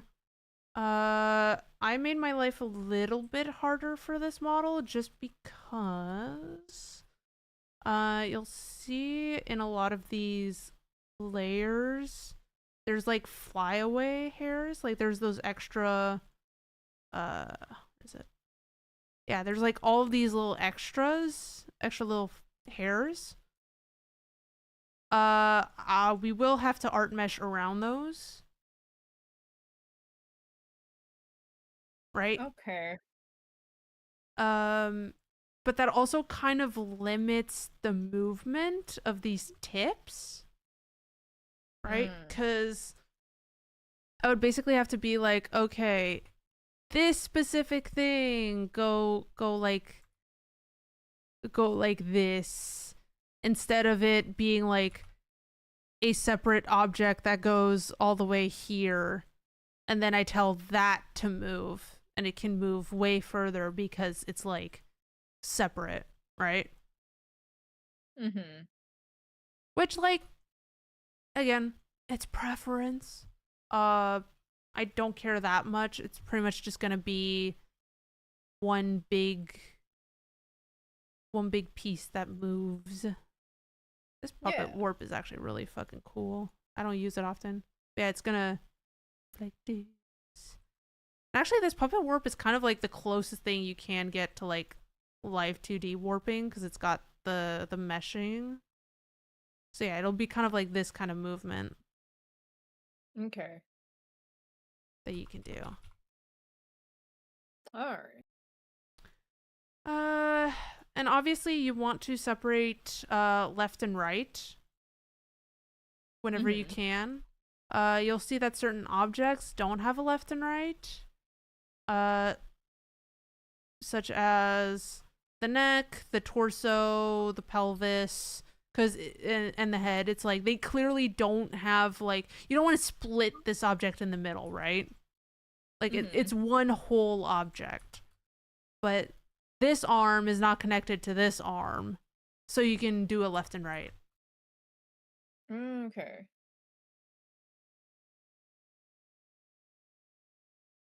And the booba, I usually do it one layer, but I did want, as you saw, that control so that I could have this one go over this one. It's just extra 3D-ness. Uh, let's see. For some objects, I mentioned how you can kind of add an element of 3D by planning kind of like the sides of it. So for Okay.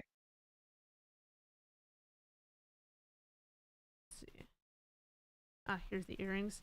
For Orpheus, I have these earrings, and then I have the fill underneath, and that fill kind of provides kind of like that, almost like the sides, right? As if it was like a coin, Okay. and then you can like just manipulate things, bring it more. That was like that's like an easy way to do it. I did the same thing for playwright's glasses. It's the same technique where it's just like flat image plus uh a fill in the back. Yeah.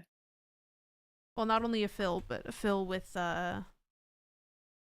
fill, and then the line art is also a fill. I don't remember it Okay. being that iffy. Which it doesn't like. It's not super convincing, but it's like it's something, right?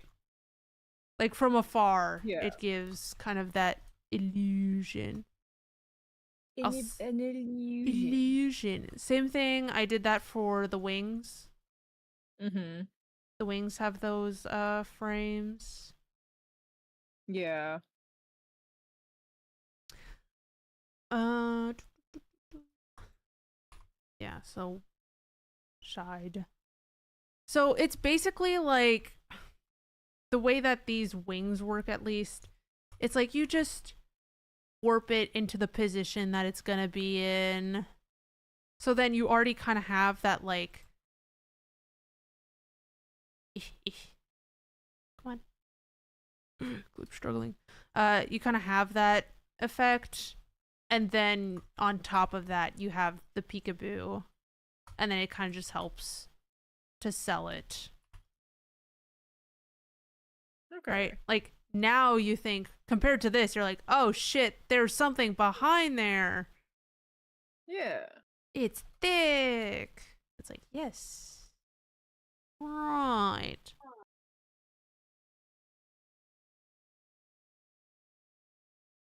Uh,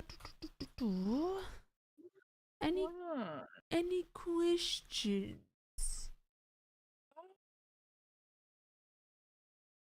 Not immediately at this moment, I want to say. You gotta give me something, Fox. I need a You're doing great. stall. I'm learning. I'm No, learning. that's not what I want to Why? hear. Why? Why do you need me to stall? We're only an hour and a half in, and I'm struggling to think about other art stuff. Oh no! Wait, hold on. Yeah. Uh, uh. Need to pad the runtime, Fox. I mean, chat again. You guys can also ask questions.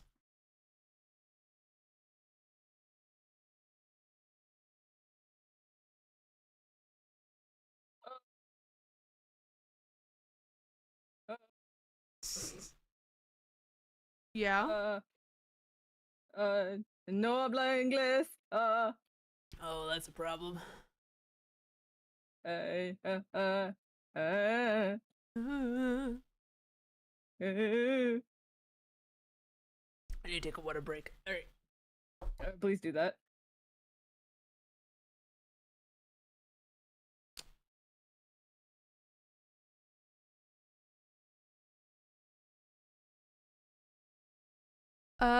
Some cheating that I did on this model that it just kind of I just didn't feel like doing feet, so I didn't. You just look at No feet. yeah, and I merged the top leg with the oh yeah, so the bottom leg here, it's just separated top from the under part and from the leg, because obviously the leg's gonna move differently from the pant, right? Yeah, Yeah. which makes sense. Mm-hmm. And yeah, see, there's no foot there, only shoe. Cause No screw foot, only anatomy. shoe. I don't want to figure that out. And the belt I could have merged with stuff on top, but I was just like, well, I'll keep it unmerged just in case. Just in case. Yeah, just in case. Just in case. Here's a little. It's just a wee bit.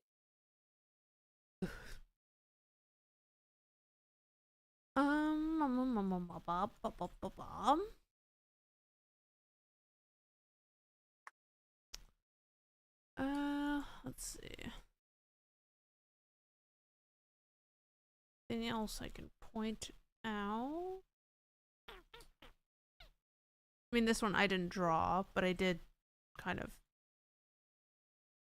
give a lot of pointers.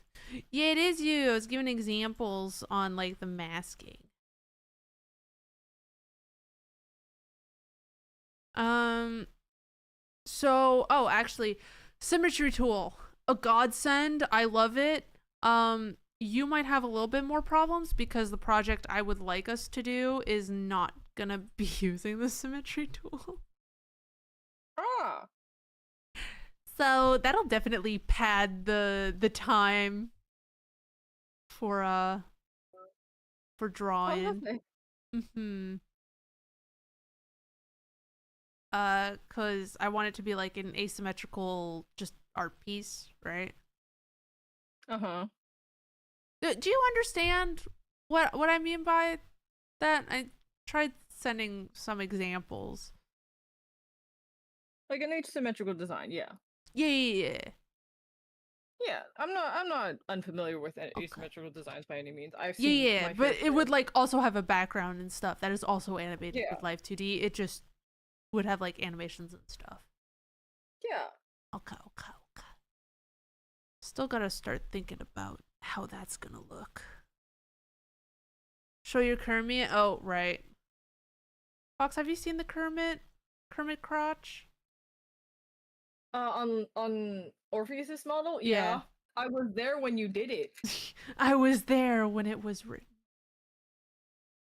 Do not do Do not not quote the what text. was it? Do not cite the deep magic to me, which I was there when it was written.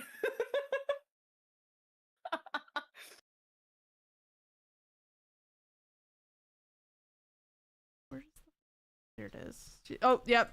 There it is. Oh, Kermit did the the kitty? Frog. Oh no, I didn't see the cat treats. I didn't even see that. Here, Kermit the Frog. put your clothes back on. Where you close it? Put your clothes back on.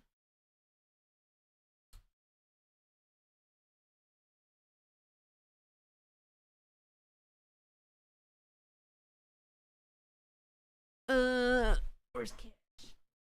Where is? Where'd it go? Bruh. She left. He's like, I ain't your bruh. Wait. Alright, I think this is actually a good time to take a small break. I will need Kush. What to do? Stretch break. Stretch break. No.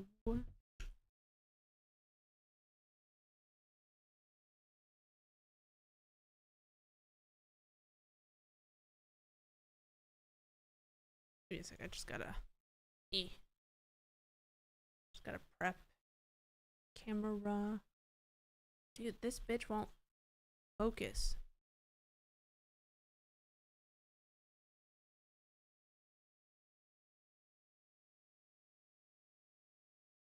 There you go. Uh,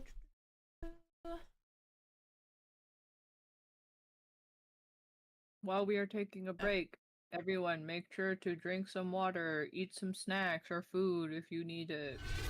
Go to the fucking bathroom, touch some grass, look at something green, reset Thanks your to fucking Advlatic eyes. underscore the underscore mage for my sub gift.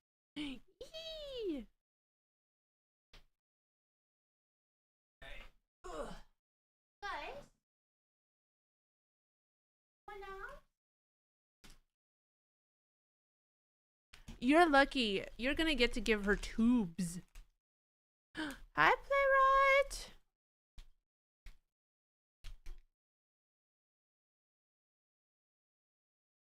Wish I had something to put this on. It was our model example. It's our model example. Playwright. Yeah. Excuse it. Oh, you were so good today. Come here, come here. Yeah. There you go.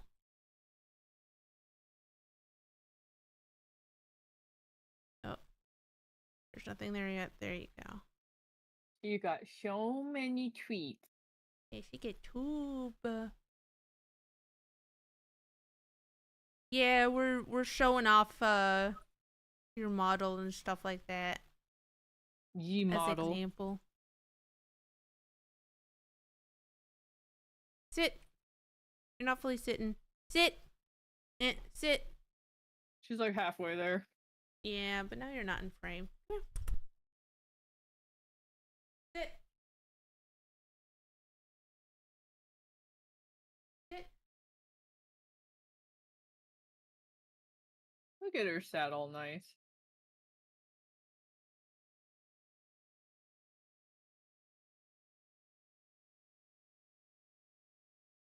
Bobby. Your cat Ooh, named Bobby? You know what would be really kind of gross, but also kind of funny? Hmm. Yeah. There you go. Come here. Come here. Right there. It's on my arm. But gosh, she's here. She's so blind. There you go.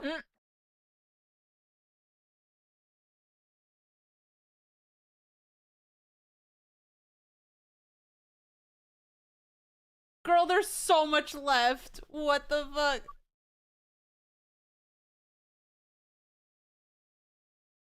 Groom me. There's still some left. Chat, you can see. Oh my god. Disgusting. I gotta clean my arm now.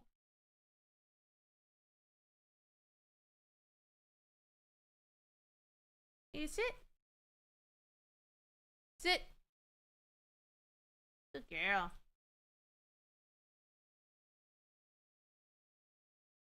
Oh no, don't do that. Don't do that. God, I am friends with some of the coolest motherfuckers I know. You say that as my cat is fucking just going at it. Well, you are amongst one of them cool motherfuckers. But I'm taking a quick Instagram break real quick. Can I do a shout out real quick? Yeah. Okay. So a little bit of backstory for this shout out. I used to work at a crack ass tutoring center. During that crack ass tutoring center, I met the one and lovely Sam. Sam Astra on Instagram. Genuinely one of the most coolest people I've had the pleasure of meeting, and one of the best friends I got when I was working at that tutoring center. She's fucking chill as fuck. I love her vibes. She's currently in Korea.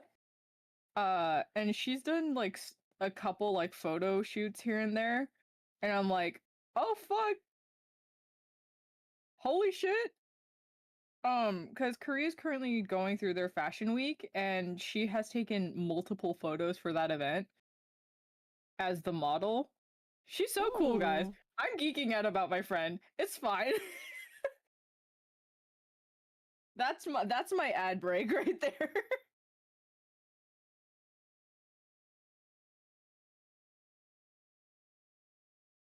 There we go. This is a better cat cam.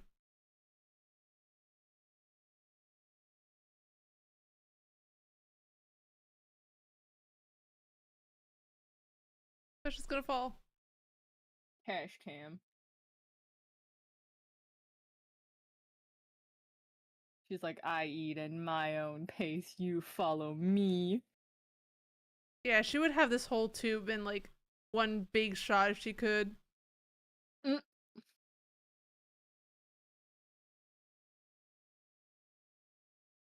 Oh, you've drawn a lot today, Playwright? That's nice. That should be me.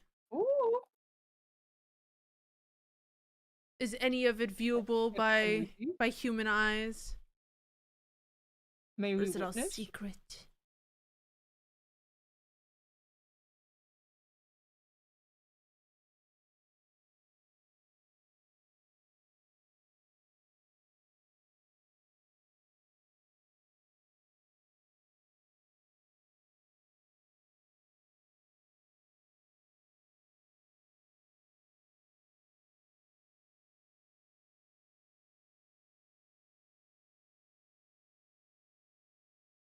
Somebody give Morthos a hug. They've been lonely. Someone give Morthos a hug. They're going through it. There you go. You're done.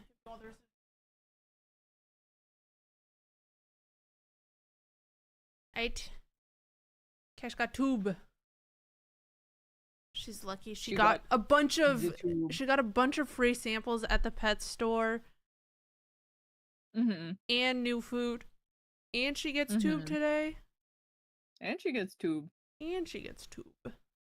She got that she been a spoiled little thing today. Oh, and she's been so cuddly. Oh. Yeah. That's it, guys. Goodbye.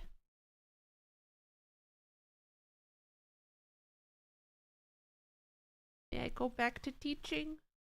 Maybe not. Yeah, Morthos and Play both need hugs. Hugs all around. Those two need hugs right now. Hey, everyone, give a hug to the person on your right. Or your left.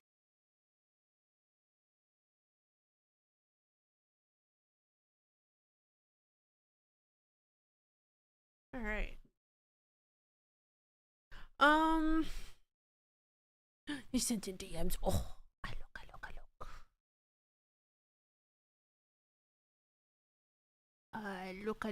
Look. Oh my god, it's so cute. Merch. Is that gonna be merch? Merch idea? Merch idea. Tamagotchi playwright merch? Oh, you should have never said that because if I buy that shit, I'm gonna shake it. Instead of a rattle toad, I'm just gonna violently shake Play. It's okay, I'll steal it and we'll make a Gooba Tamagotchi merch. I'm gonna put To y'all go with both it. in one of them shaking Tamagotchis and shake both of Wait, you. there was the like My Littlest Pet Shop like little ones that you could like connect with the like you could have them visit each other. Yeah. Can we bring those back? But it's for VTuber pets. Ooh, want it to be a shaker? That'd be so good. Because if they're like the replaceable shakers where you can just add what you want in the shaker, I'm adding you and Gabba in the said shaker and I'm violently shaking you both. No. You know what would be great merch? My head, but the brain area is just like a shaker. You hear me out. What little things could we put in there? A circus tent, little Gooba, cash, Maybe a Cirque du Soleil thing. that's what I was saying, like a circus tent. Yeah. Caffeine. Caffeine.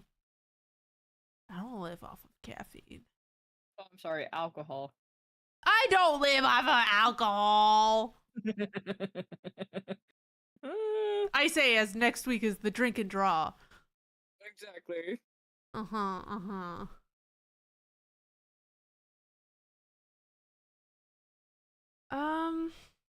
Trying to think, cause we will be doing kind of like side by side rigging this together, or at least partly.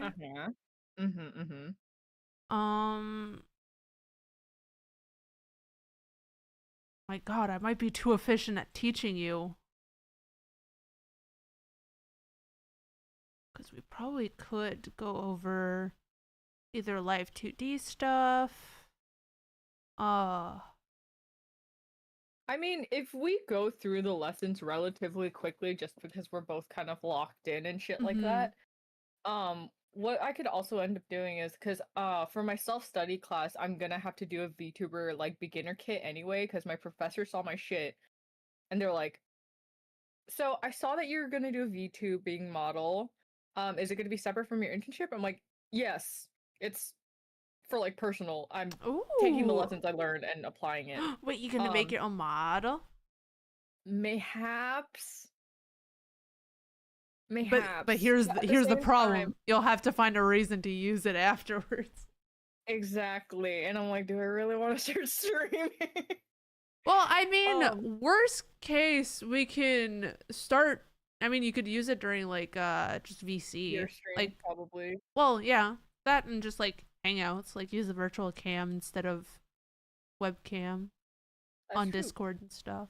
But at the same time, I also want to use the KISS rule. Keep it stupid simple, because my model currently. Keep it stupid is so- simple. Yeah, keep it stupid simple. KISS. Keep it simple, stupid.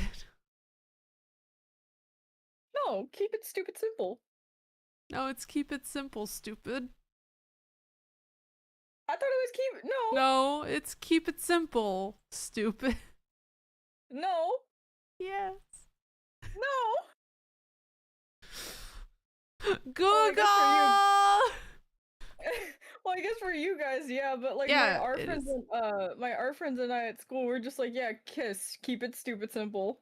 No, it is keep it simple, stupid. Yeah. Well, I use it the other way. I use it the other way.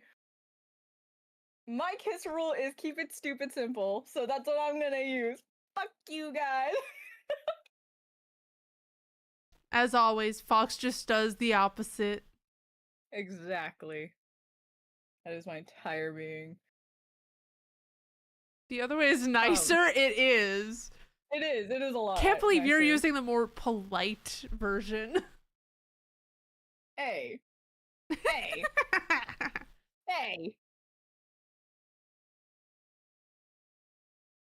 But yeah, if I wanted to, I could end up just using my model because the design's already done, but at the same time, it is a complicated design that I don't want to figure out. But at the same time, I've already broken it down to. Yeah, it's not that complex. It's literally just a question of how rendered are you doing it, or how complex the actual art. Problem. That's the problem. Oh, yeah, Fox, unfortunately, you may fall into the same thing as me where you start learning how to make it, and then you make it, and then after you're done making it, you're like, oh, I've gotten better since then. I gotta make a new one, or I'm never happy with the art style and or design. More! Yeah, but that's me at a constant. What do you mean, babes? Well, now you have to do that. What? Now you get to do that, but with models. No. Oh. But yeah, I was either thinking of going like mushroom core model Ooh. or the Sona model that I have going on. But you could always make it like a silly chibi. That's true. But I think he's expecting like a full, like at least a half model instead of a chibi model, because because the self-study class is essentially you building your portfolio. And so I'm like, okay, I'm gonna go the VTuber route. And so he's like, okay. He went, okay, so what I want to see is, I'm like, oh fuck. So basically this is what he wrote down for me. I told him I would be doing a model rigged with 4 illustrations, and that was it. So like poster style illustrations, because like you know how like bigger VTubers they have like posters and shit like that. That's what I said I was gonna do for like the 4 posters. What he gave me, to do, and I have to do this because this is contracted. Sketches plus color studies and a final render, and that render, the final render has to have layer separation and rigging. I have to do a starting soon illustration, stream ending illustration, channel logo, profile pic, header banner. I'm essentially building a beginner kit for a VTuber. You're doing 5 times what I'm making you do. Yeah. Wait a second. So this is clearly so this is clearly someone who doesn't understand how much work that actually is. No. I think you need to tell him, like, you have to be like, hey buddy, I understand you just told me to do this. However, please note that every single one of those projects is going to be 40 to 80 hours each. Yeah. I tried negotiating it. He's like, you have 3 months, and I'm like, oh no, my God. no, Oh no. my God. 3 months, I don't even finish my own model. Like, that shit, like, no. And I'm just sat here like, rigging isn't the hard part. It's the breaking down the model, bruh. Yeah. What the fuck? Well, better make it a simpler art style then. Yeah, that's why I'm not I can dream of doing a full body. I could not dream of doing a full body. And he's Mm-hmm. like, it's fine if you just do a half body. And I'm like, oh, Well, even for like starting soon and all that, like it has to be simplify it, please. I mean, they're just illustrations. I'm not gonna Mm. animate them, or we could use the Oh, illustrations okay, as like okay, Adobe. because yeah, I don't know. I Uh, animate my starting soon and ending, so I mean, if we want to use the illustrations as examples for the how to animate on an illustration, we could do that. But like at the end of the day, I'm gonna be fighting for my life. yeah, your school is something else. You're telling me. It's it's like no one who teaches the class actually takes it, like ever took the class or anything similar. Ugh. It's like I understand you are an illustration major. I am also an illustration major. However, VTubing is a very different scene, my guy. Mm-hmm.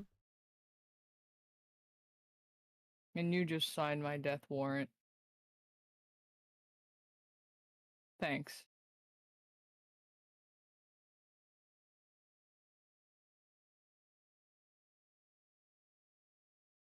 All Okay.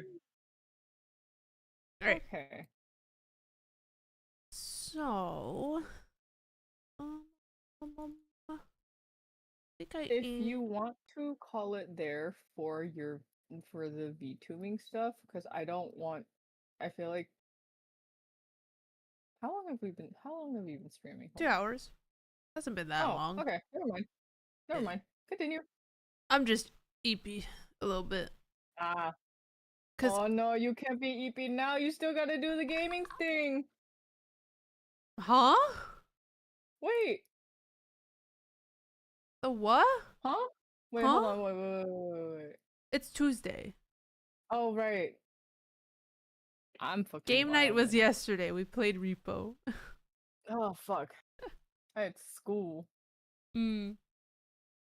I don't know if you saw the quote book, but Yeah, I saw that. I'm just like, what the fuck? listen, you have to know that that happened, and was cry laughing. We were just Brooke and I were laughing for so fucking long after. Oh, it was so good. Bro, I saw the quote book and I'm like, huh? And that's I all was the so context. concerned. I was like, what in the fuck am I looking at? It's the kind of joke that couldn't have been on stream. Like, I'm thankful we were streaming. No, absolutely not. You would get canceled so quickly if Oh, you it's not streamed even that that. It's shit. just like very questionable. Questionable is putting it lightly, folks. Fox is making it sound worse than it was. Do you want me to read this out loud? No, You sure? I'm good. Because I can. I'm trying to find.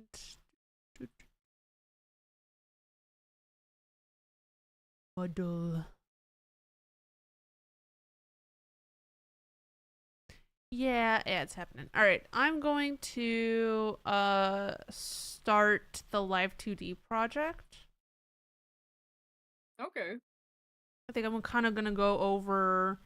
I mean, you looked at the application a little bit. I'll try to go over it. I don't think we're gonna do. Um, I mean, we might do art mesh. Like, start looking at art mesh stuff. And then if you want to do that on the side, try to art mesh as much as you can. Okay. So what you're going to want to do, PSD, import that in, literally just drag and drop it. Yeah. Full scale, unless you want to make it less, just so that it's not too beefy. Full scale or half? I'm doing full scale. Maybe your computer would prefer half. Yeah, because I'm just like every time I open the file, it's like half scale recommended. Yeah. I'm gonna turn off. Actually, I'm gonna delete the paper layer because we don't need that. That's just the background.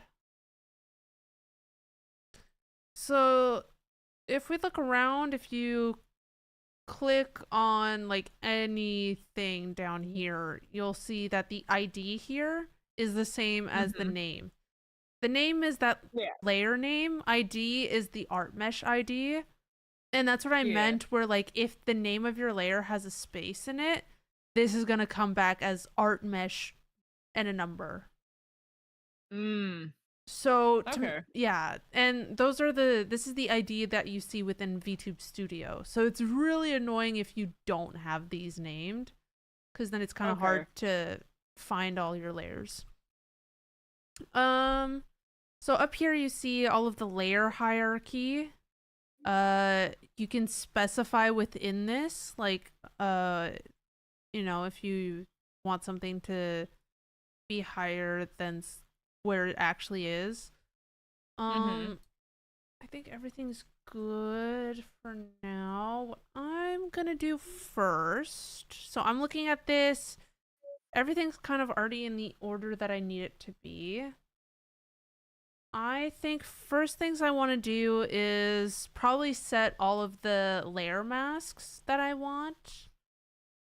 So I'm going to look at the face shading and I'm going to apply it. You can click this little icon on the side here to find your object. So this is going to be face color. And then if you wanted it to be a reverse mask, you would just click this. Same thing with maybe the mouth here. Mouth mask, I'm gonna make I think actually the mouth inner. All of this is masked within that. Okay. So mouth mask here. So then none of these should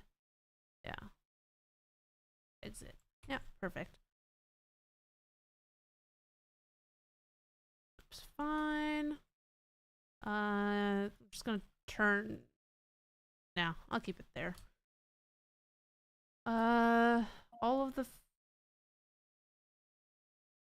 the hair's fine, so I'm gonna fix all the rest of the head stuff. So freckles, everything else, that's also going to be clipped onto the face color. Okay. The eyes are not. However, the eyes do have the eye whites. So I select all the eyeball parts. Those are going to be clipped onto not R, L. Then you do the same thing on the IR.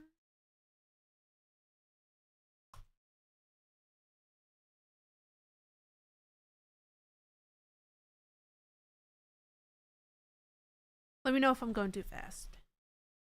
No, you good. Are you doing this alongside or just watching? I'm just watching for now because I feel like if I keep trying to look back and forth, I'm just going to confuse myself. Okay. Well, I'm just kind of going to show you then. I would recommend... I mean, if you're able to share your screen, I'll organize everything real quick. I mean, I think I've kind of already done. And then you can do it on your end. Okay. And then I would share my screen, but considering the state of my computer, oh, it's not gonna let you. No. Okay, that's fine. I tried, like, I was test streaming it earlier on my server just to see how it would go. Like even like the lowest settings. Yeah, that shit was bugging the fuck out. Fair. All right, so neck shading goes on the neck. But I think it's also gonna go. I think I'm gonna put it on the front scarf, but the back of the scarf. Is that scarf back here? Potentially?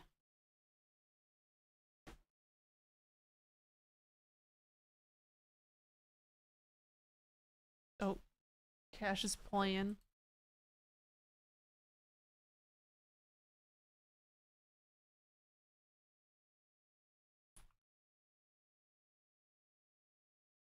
You kind of like preemptively warp some of this.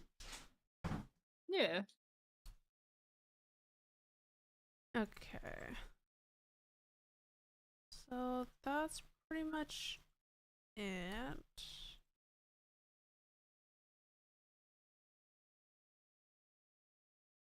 Yeah, I don't have anything else that's like masked. Okay. Because this is gonna bother me, I'm just gonna real quick take the mouth mask and I'm gonna fix this. Like I'm gonna do the art mesh. Okay. So for art mesh, you can do the mirror edit. I think, yeah, 2000 is the middle point. And then just... So you can either do it by hand like that,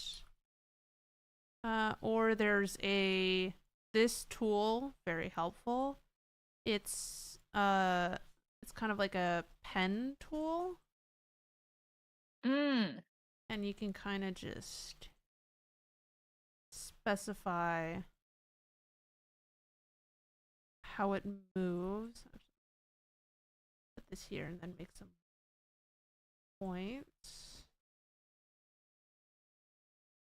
And then here, the settings, repeated density is just what's the, how, I guess how many pixels in between.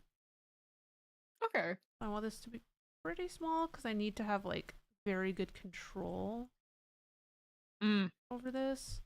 So this is like a hack to make it a little bit more uniform. Okay. Yeah. I don't use it all the time, but it's very useful. Oh. Yee. Okay, and then you confirm stroke by clicking there. Then I'll just connect.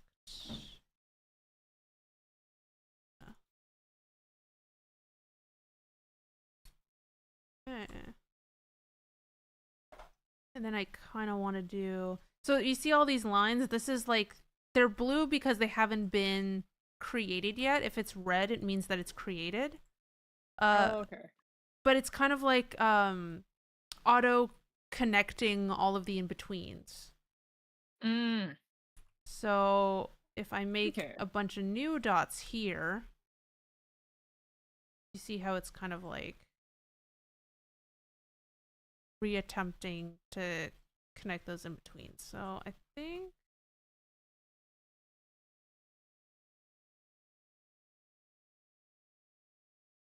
make this nice and smooth.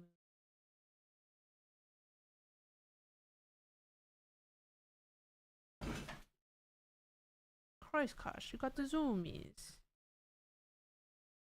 She got the zoomy. I think this is pretty good. Here, I'll put that away. So.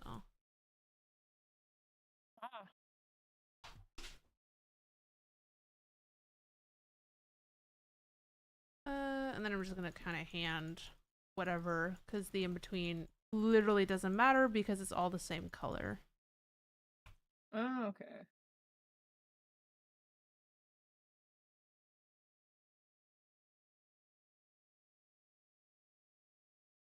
So I'm just kind of creating enough images, and then I click auto connect, and then it autofills. It basically confirms all those blue lines from earlier. So now what I can do is, you know, just flatten it.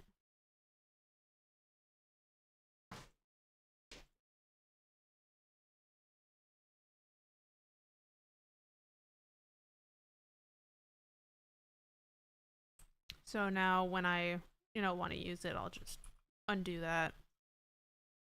And now it's out of sight, out of mind. Okay. Okay. Another thing to organize is going to be all of this. So what I'm going to do is I want to keep all of these defaults because they're actually really necessary. Mm-hmm. I'm just going to organize as I want, just folders. And just kind of name the ones that I know I'm going to need. So I'm going to need a it kind of changes. Let's see. Yeah, head's fine. Body is fine. Like I kind of know what I'm going to put in there anyways. Mouth. Eyes. I just put both eyes in cuz yeah. What else needs to move separately? I'll do ears because I know those are going to be a little different. They're going to have some physics. This is the physics setting or like the keyframing and everything. How everything moves.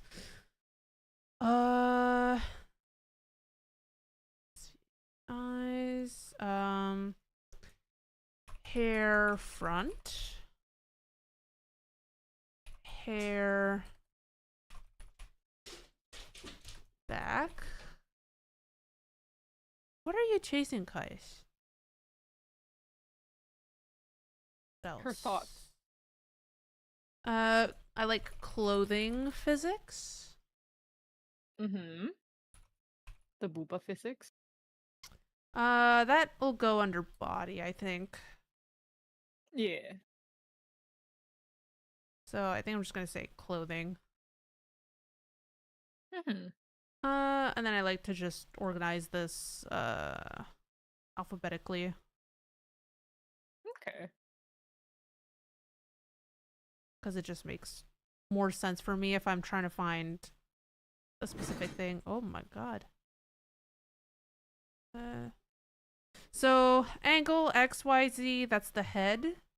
Whereas body XYZ is the body movement. Yes, Kashmir. Go. And then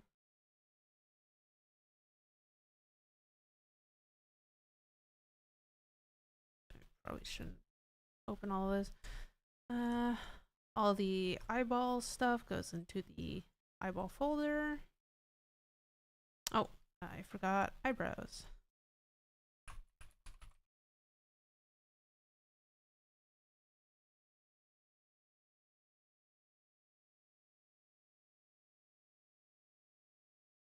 What did I just... Oh my god, there's so many. Eyebrow Y. I don't use eyebrow X personally. Okay. So I'm just gonna delete those. They don't do much for me. Right, because eyebrows move up and down for me, not not left and right. Yeah. Mouth form, probably cheek as well. I'm thinking of maybe going all out and having this be VBridger compatible. Wait, for the eyebrows then, when you turn the head, wouldn't that be going left to right? Or yes, but that would be just included in like that would be included when I'm specifying the movement of the head moving left and right. That's under okay, so this. it's gonna be connected to the head, so it's not gonna matter. Okay. Yeah. So you kind of have to think about all these parameters as different ways of things moving on their own. Like, yeah, you can have one item have multiple parameters. So you're saying like, oh, when this is moving, you're moving like this. And then, but when it's like this, when it's like, how to be like, okay, one parameter for the eyeball moving with the head, one parameter for the eyeball looking around. Actually, past that, there's a parameter for the eye looking up and down, and a parameter for it looking left and right. Okay. All right. Yeah, that makes sense. Breath goes in body, and then the hair stuff I have to make my own. It's gonna be a lot. Hello, guys. All right, so now we're organized, kinda. You can also put colors if you want. Cash your ass is in my face. I cannot see. I cannot see past your fat fucking ass.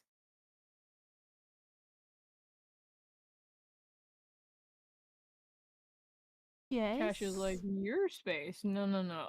Our space. Yeah, exactly. All right. Well, now we're organized, and I wanted to. I mean, I don't have to change the mouth stuff right now.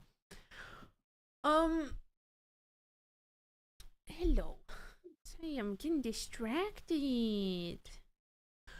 So, basic workflow for Live 2D, at least right now, is going to be organizing all of our layers. So we've already kind of done that. We made sure that everything's clipped. Oh, I also forgot the additive.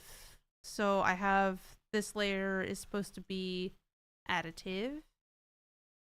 Same thing with this highlight. It's supposed to be an add. And then the neck.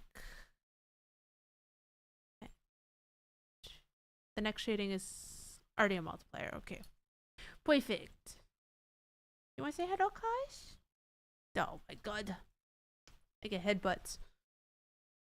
Okay. Organized everything. We've also organized our folders for parameters. I'm missing a bunch of different parameters, but those are things I'm probably gonna add as I go. Body. Actually, I also want a folder for arms,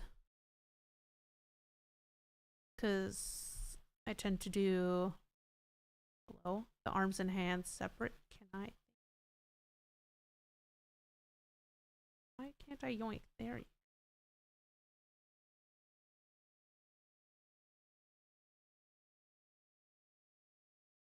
Because the arms is also going to include like the hand, and we're going to rig like each finger kind of thing. Okay. Clothing, I'll specify stuff, that's fine. So a lot of these are the pre-made parameters, and you kind of want to keep these because they have very specific IDs. So if you look at the editor, the ID is very specific to what is used as an input in VTube Studio. Okay. Alright. You can kind of customize it, but it's a little bit of a pain. Alright. So I recommend keeping as much possible. The ones that aren't necessary really are the hair ones. Actually, the ones that are necessary is the breath, all of the bodies, the eye stuff. All of the eye stuff is very important. The eyebrows, and the head, and the mouth. So I think the hair was kind of the only thing that was there by default that wasn't really necessary. Like, it doesn't really matter which parameter, because it's not like that's what they check when they're doing face tracking, stuff like that. Cool.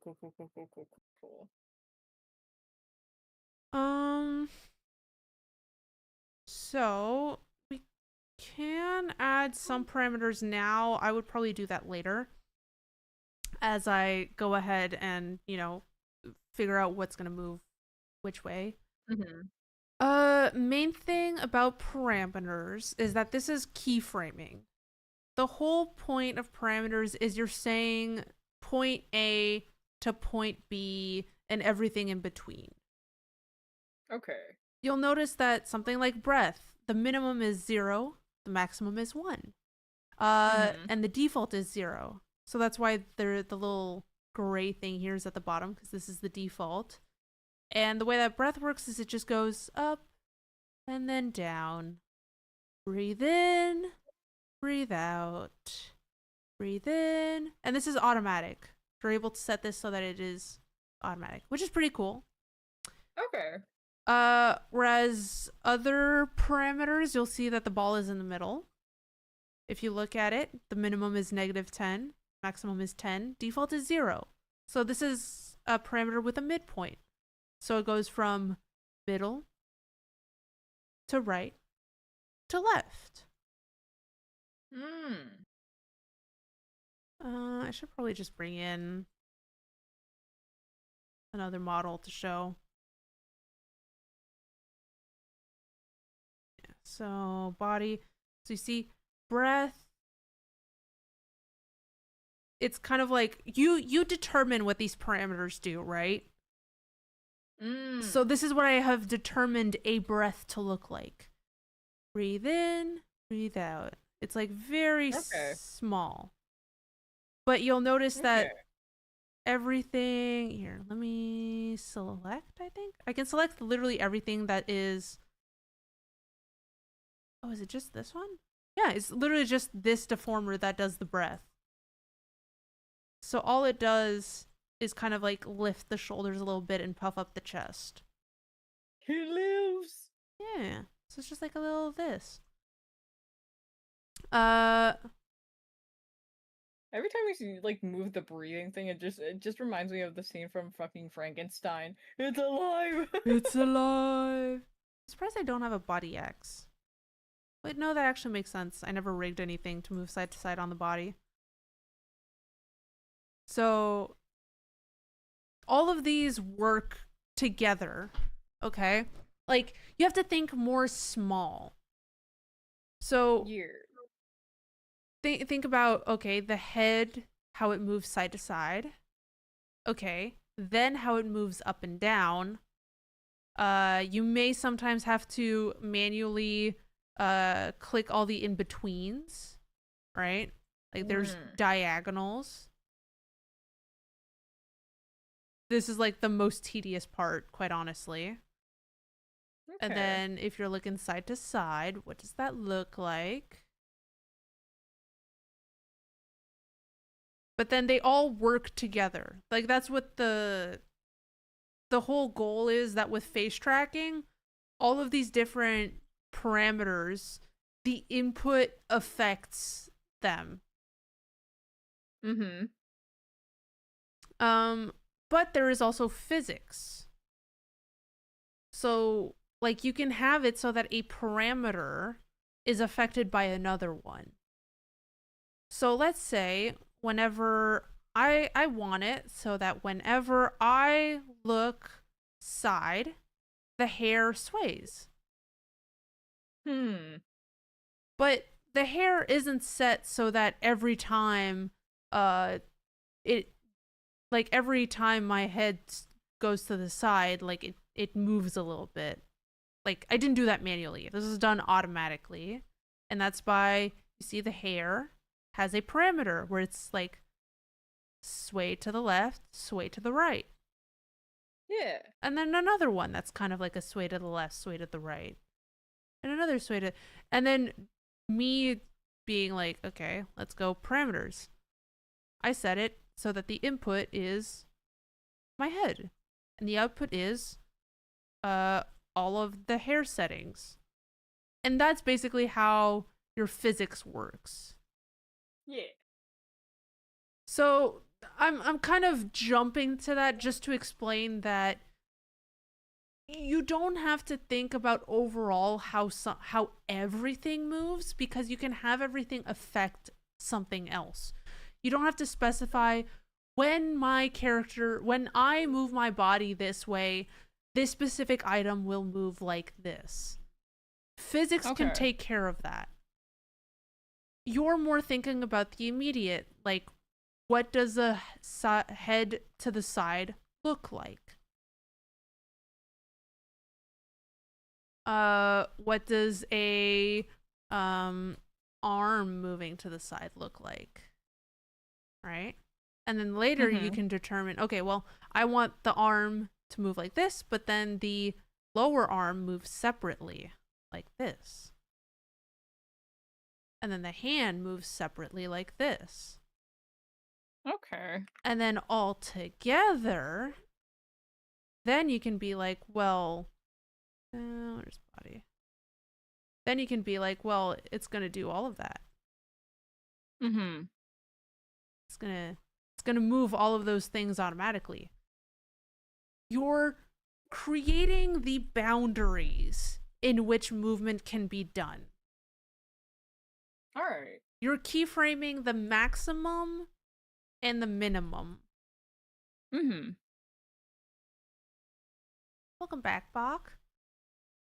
So there's no movement here, right? And we have to decide, how do we want this to move? What do we want to move? How do we want it to move? And how much do we want it to move? Oh, okay. Right? Because I can be like, well, I want this leg to move side to side, but it's like, how much? Right? I could be like, Mhm. oh, just this much. Or like, oh, no, we want it to go like the whole way. Mhm. And that kind of thinking, like, we'll rig this and you'll see how, like, the art limits how much you can move. Mhm. And that planning is kind of necessary for when you're drawing. So that's what I mean by you have to kind of plan how things move. Okay. I've done a sketch before of like live 2D moving, which is equally useful. Uh, God, I'm like all over the place. This is why I can't do a full like sit down course because I'm all over the place. Um, hmm. Mhm. Any questions about that though? Like, do Um. you understand like each parameter is kind of for a specific kind of movement, and you can pair different movements together and have them modify each other via parameters. Not Yeah. parameters, physics. Yeah. Okay. We're Gucci. I'm following. Okay. So we're gonna go and do. I think what we're gonna do this week is art mesh. Like I'll probably spend this week meshing this. Probably even Friday when we do our session together. I'll mesh it on my end. You'll mesh it on yours. It's obviously not gonna be a stream, so I can see what you're doing. Um, and yeah. Okay. Once we're done meshing, Yee. I want to see how much of like the workflow you think we should like where in the workflow you think we should go. I want to see what your thought process is when looking at this. Okay, I told you that Um. we make things move, right? There's a lot of different Yeah. ways to make this move. What Yeah. would you prioritize? Cuz I know what I would prioritize. Right? Where does Um. your brain go first?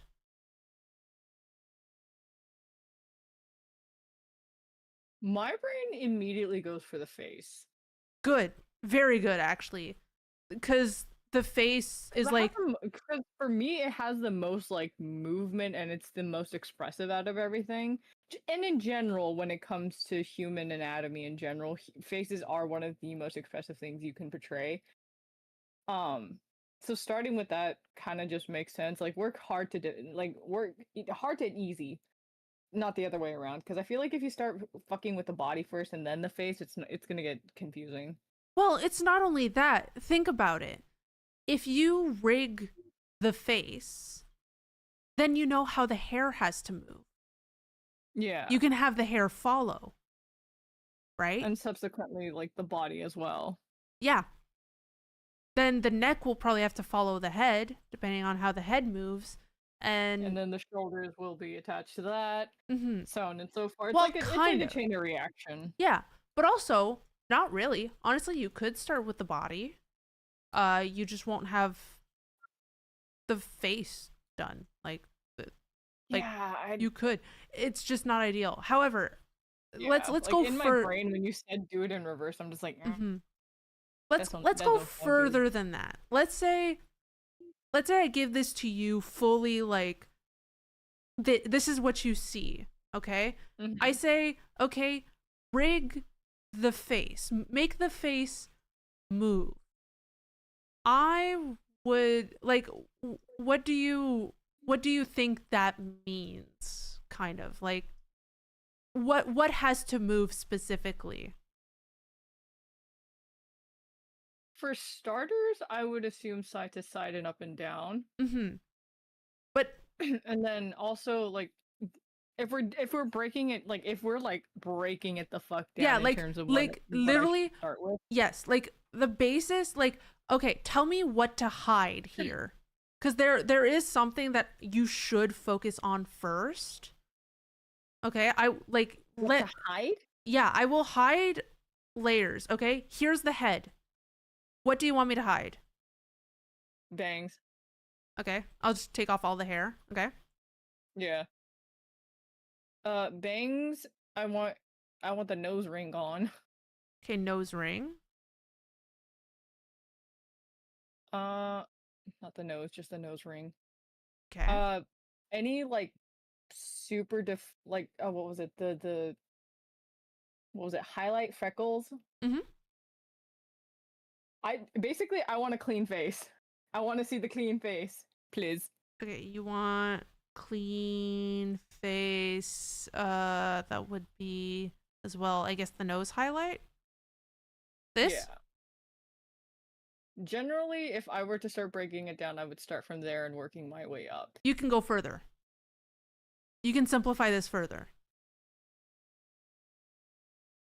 So, I mean, first of all, You the ears. Yes. Oh. So this is something that Schmill struggled with. She thought too broad. Like, first of all, she didn't hide her layers. So hiding your layers and kind of focusing on them really helps. One at a time. Yeah. Yeah. Nose gone. I don't want to look at this. Mouth gone. I don't need this. Eyes, either. Eyebrows, this.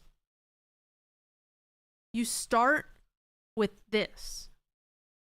The first thing you want to establish when working with the face is the face shape, because the face moves so specifically, right? Like if you're looking side to side, the shape changes dramatically. So instead of worrying about your freckles and all that in your nose and where it's gonna go, you just mold the face. Like you just mold the head shape. Okay. So I can very quickly.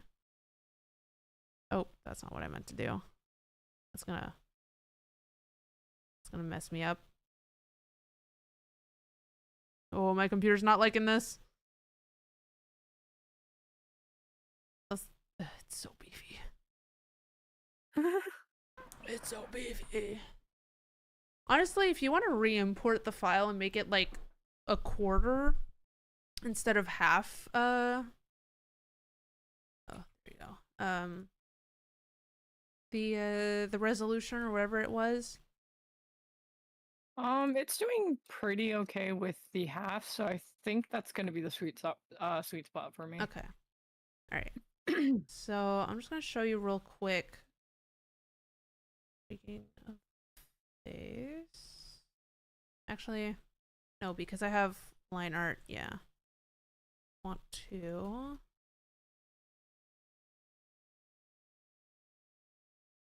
Do this.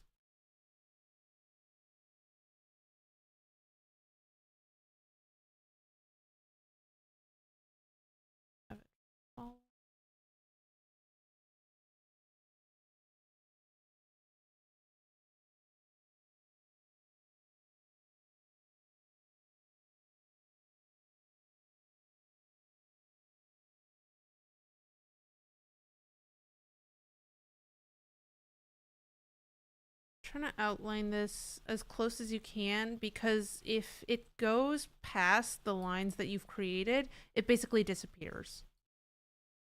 Okay. So you want to make sure that it's all included. But also that it's not too much so that it's like more it's closer to the actual shape that you drew and it doesn't look weird when you're manipulating things. Hmm.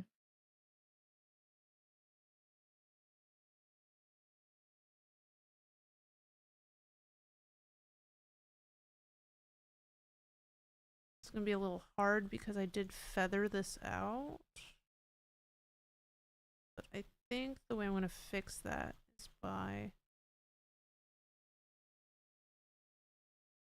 outlining the like stronger part. Oh.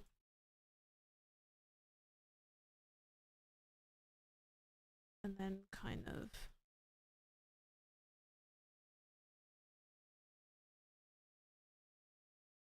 making a more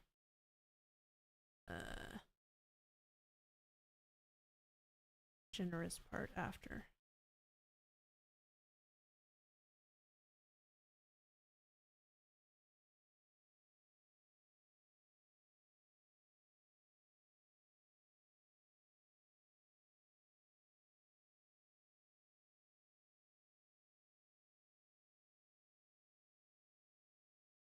Okay.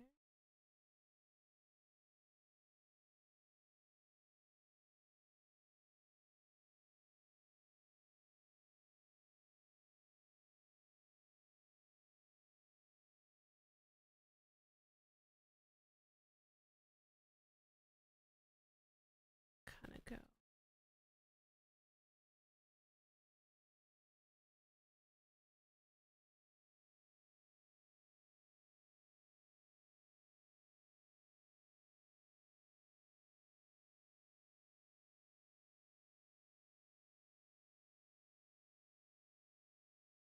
Yeah, the head's gonna be the most complex when it comes to art meshing. Mm-hmm. And just because I really want those lines to stay nice. Yeah. Well, this is always the part that makes my computer struggle a little.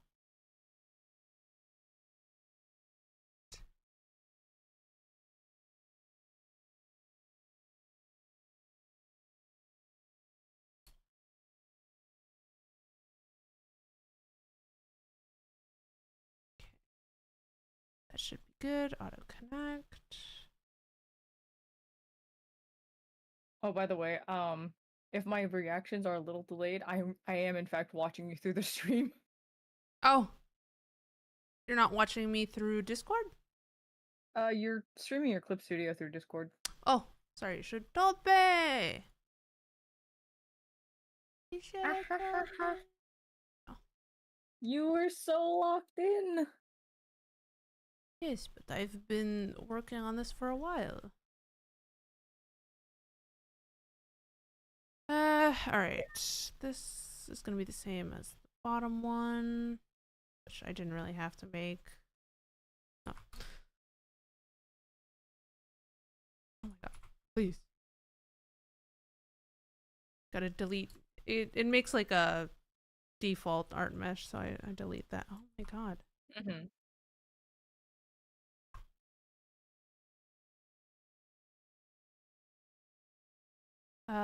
So yeah, this pen tool, I can also make it so that it's like 2 wide or 3 wide.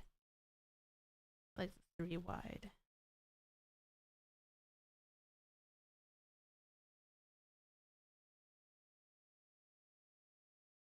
It just makes everything more equal. Okay.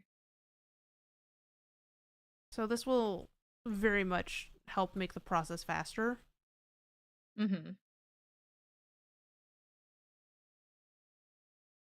But there will be moments where you want to make make it by hand, or at least be a lot more hands-on with how it moves.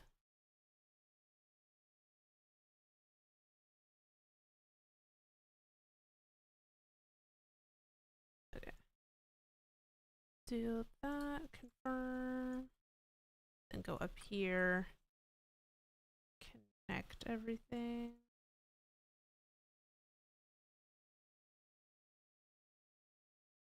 And I just gotta make sure that it doesn't cut off weirdly anywhere. I think we're good. So I unfortunately I made kind of like a weird copy of that underneath. I don't know if I want to keep it. Yeah, I don't think I need to keep that line, so I'm just gonna delete it. Okay, so now we have A bald head. Yeah, we have all of this.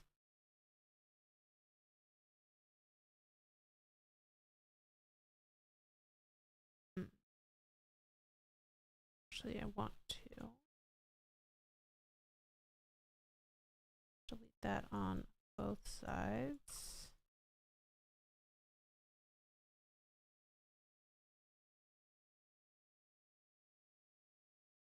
Because I don't want it to overlap with the other one, so that I can select both of these, come here. Oh, actually, I can only do one at a time, I think. So do this. I'm going to copy and then go here and paste it. So that the lines match. I'm going to save that for now. It's going to look really weird, but I'm going to come here. I'm going to copy. Paste that as well.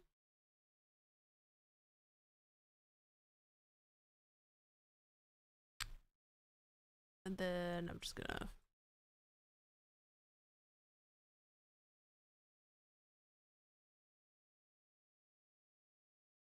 there you go.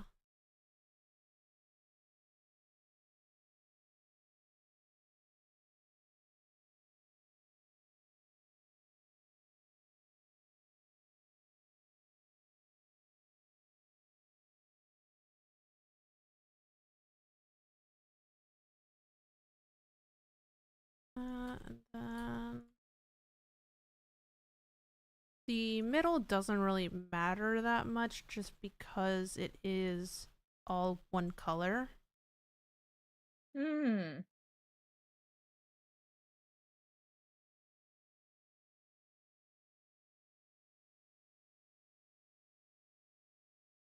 Just kind of gonna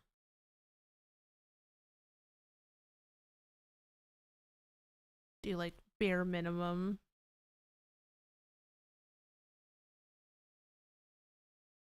Okay. There you go. And auto connect. It's not like super pretty, but it doesn't have to be as long as the edges are like gonna move nicely. Because the way that this works, like you'll see these points, that's how it moves. Oh, okay. So the more points yeah. So you see how it's kind of like really harsh and straight. If you have more lines, then you can kind of smooth it out further. Yeah, exactly. Okay. And here's your oh, my tool is just so big. There's your liquify tool. So you see, like, that's what I mean where it's like weird warping. Okay. But we can make that look better. So I'm gonna put all of this head under a warp deformer. I'm just gonna call it head. I think I'm just gonna call it head X Y pause. So like XY positioning. Just so that I have this as like an object and I can move it around. And I can put other stuff in it as I want. Okay. But this is gonna be like the only time that I'm really gonna be directly messing with the art mesh, just because it's the head. The head is like so different. So I'm gonna do angle X, Y. So up here is setting keyframes. You can either set 2 keyframes, one at the minimum, one at the maximum, or 3 in the in between. If you double click, you can also edit and add as many as you want. Specify the values. And then this one clears everything. I think this one also, yeah. Okay. So what I'm gonna do is I'm gonna say, all right, oh, actually, you know what? I will try. I'll add another deformer and see if I can't try to do.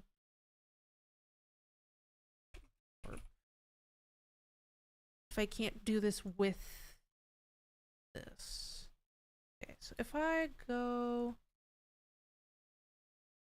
So I've created my keyframes. I can specify how many divisions are in this. You don't want to go too much because it's really beefy, but the more, the smoother. Okay. So, and then you can specify kind of like these divisions, which I think is pretty good because then this kind of like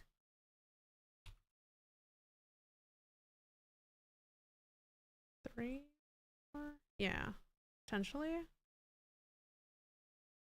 Okay, so I'm not thinking about where this is gonna be on the head. I'm literally just trying to mold it.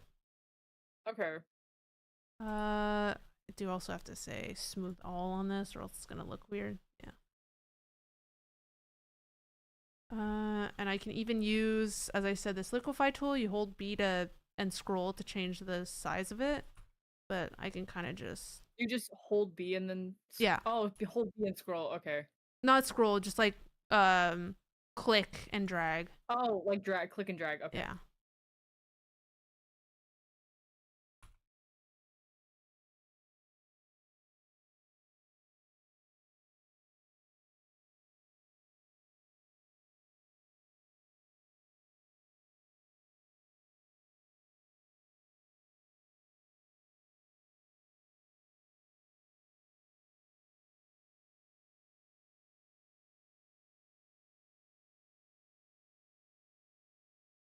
They did actually add kind of like an automation script for this. Like Live2D now can do part of this manually for you if you ask it, which is cool. I'm assuming this is you just like turning 3/4 right now. Yeah. So I'm trying to tell it like what looking to the right is gonna look like. Okay. This is just for the face shape. And that determines how far it goes, right? Yeah. So then if I go, see, that's like in between. I actually think my cheek's way too high.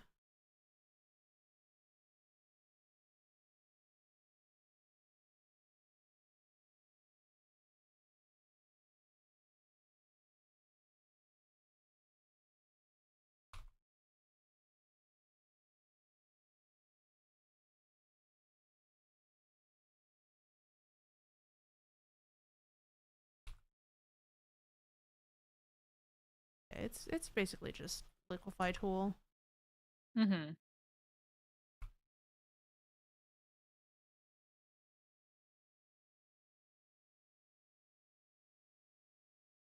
Looking at that without any of the features, it looks so weird. Yeah, see, look at that. Doesn't that kind of look like it's turning though? Yeah, head turn. Yeah. Actually, kind of. it looked better if I didn't mess with the top.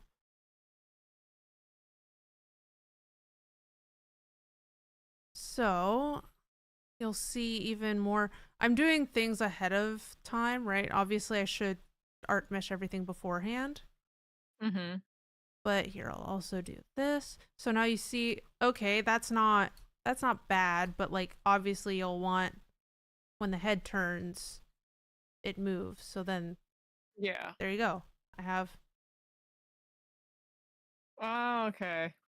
now I have made it a separate deformer just because I find this a little bit more useful to do have your warping and your positioning as separate deformers. Okay. It's just like a personal preference because I'll move things where they need to be first and then fully warp to create that effect. Okay. And then here you can see there's probably some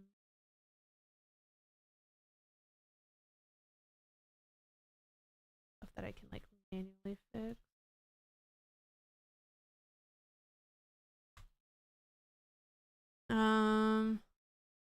So then you saw within that head, I made the head move a little bit. Well, what if I just grab all of the face stuff like this? I just grab these. Okay, if they stay where they are, they don't move, right? But we already established that the one deformer moves the head a little bit. Yeah. So now I can bring these. Oh, ad break starts in 5 minutes. I bring these up and put them in my position one, not my warp one, because that's gonna make it. I mean, I could try. It's gonna look weird, but now it's at least moved the same amount. I mean, let's try it. Like, for all I know, I did a really good job on this warp. Oh, well, I also didn't art mesh them, so they're not actually gonna change. Okay. So I would have to mesh them first, but it at least like that's what I told Schmill was literally just like make a deformer, make it like a face pause, like it's just the position, you know, and then have it so that when it looks, you're just moving it, like literally just move it in place. And it's already like, whoa, it's there. A turning head. Yeah, and I just moved everything all at once instead of each individual item. Yeah. And then outside of that, I'll probably be like modifying some of the stuff, like is it like this face highlight thing. This needs to like change a little bit.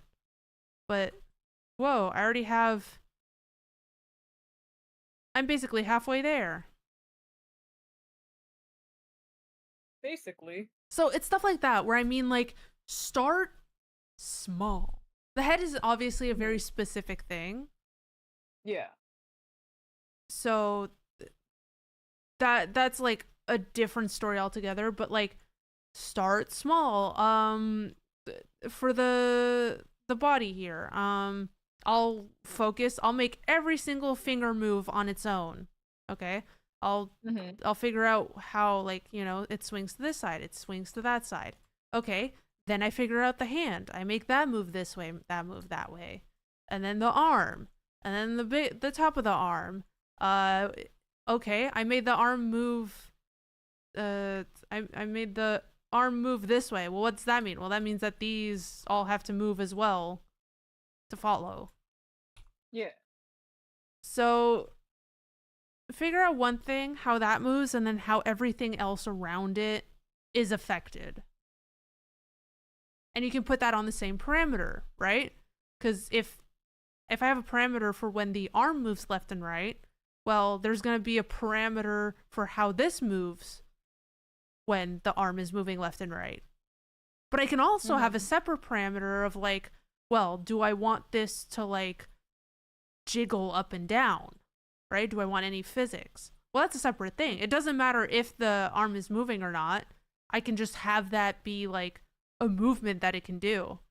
And then later on Yeah. in physics, I'm like, okay, well, now apply that when this happens.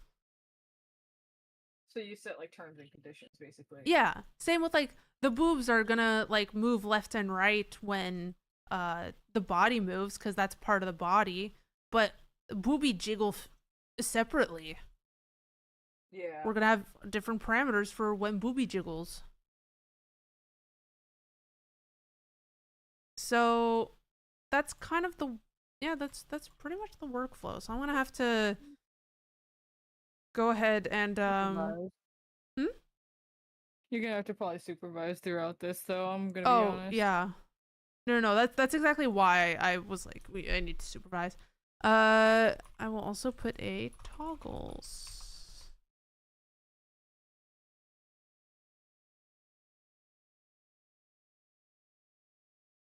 Alright, so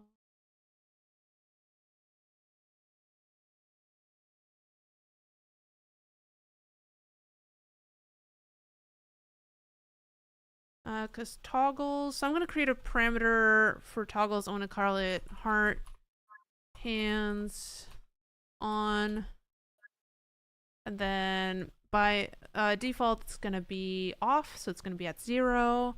And then I'm just gonna copy this for the parameter ID, just make it easy. Okay. And then my heart hands, I'm literally just gonna turn them on. I'm gonna give them this, and then when it's at 1, it should be on. When it's at 0, it just should be off. Okay. There you go. There's your toggle. It turns on, it turns off. And that's how I get stuff like what is it, bald? Yeah, my bald toggle is literally just me telling everything to just turn off. Mm-hmm. And it's not like these parameters are something that I can control with hotkeys and stuff. Okay. I'll be right back. I take a quick bathroom break. I also need to go to the bathroom break. Okay. Well, all right, chat. Keep yourselves entertained. We're double bathroom breaking. Yep. Ad break is about to start, anyways. Yeah.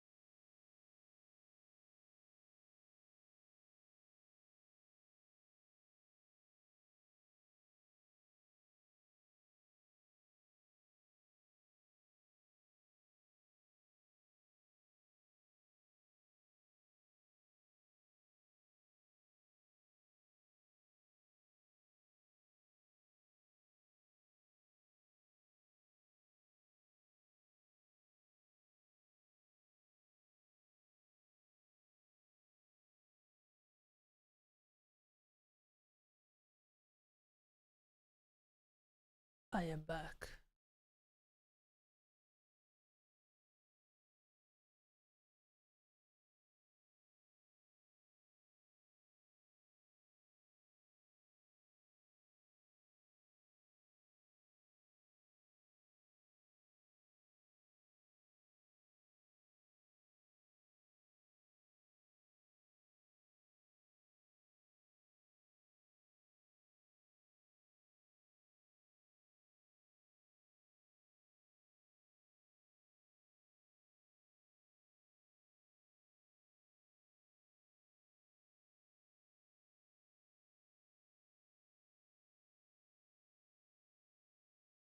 Oh boy. I need more hydration. But I'm out of water. Nah, I'll grab the other water. Fuck it.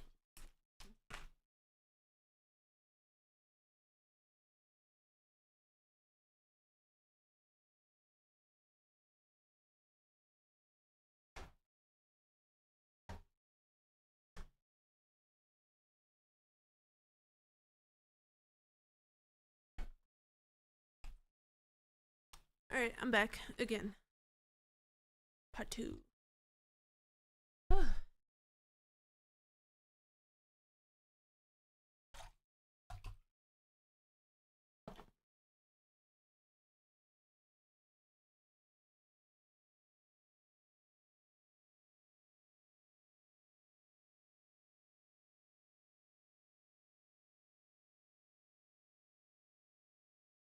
Welcome back from ad breaks, everyone. How y'all doing?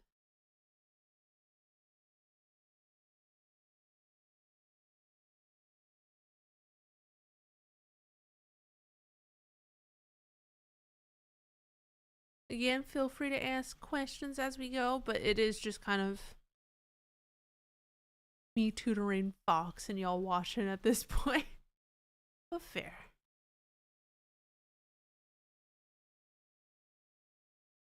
I'm surprised we've covered as much as we did today. I didn't think it would be this fast. Although to be fair, Fox having enough base knowledge about VTubing and art makes it a lot easier.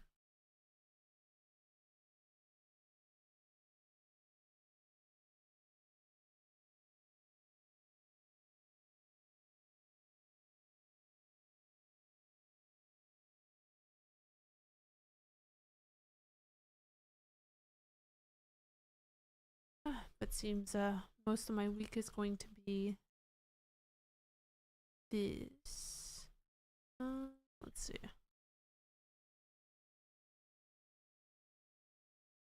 Gotta save. Yeah.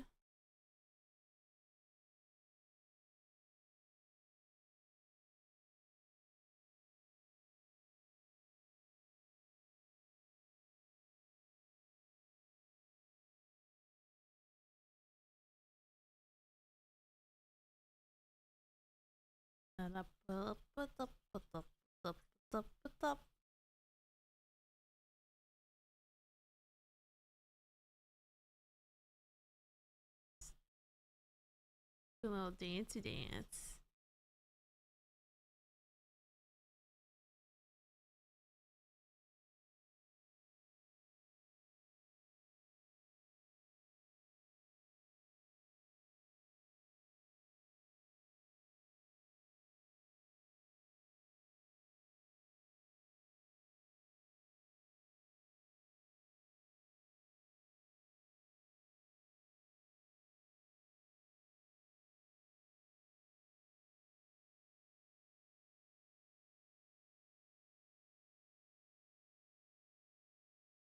Wonder.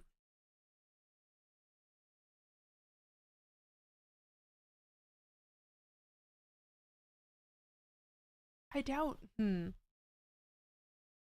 doubt I could make an animation that's just like forming this toggle.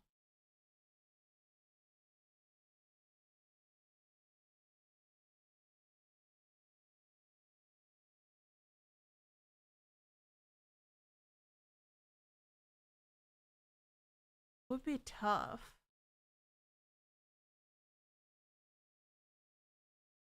I'll probably have to duplicate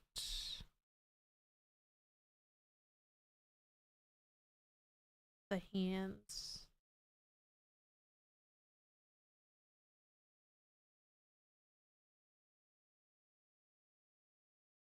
I could try it. It would be like a little bit of a challenge. But I think it'd be cute.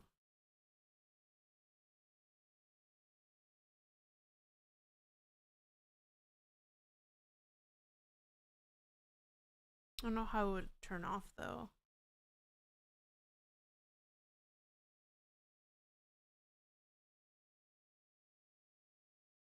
Hmm.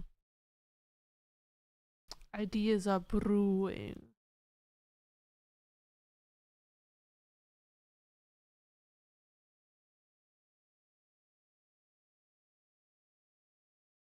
Seeing this with all this shading and no facial features, kind of terrifying though.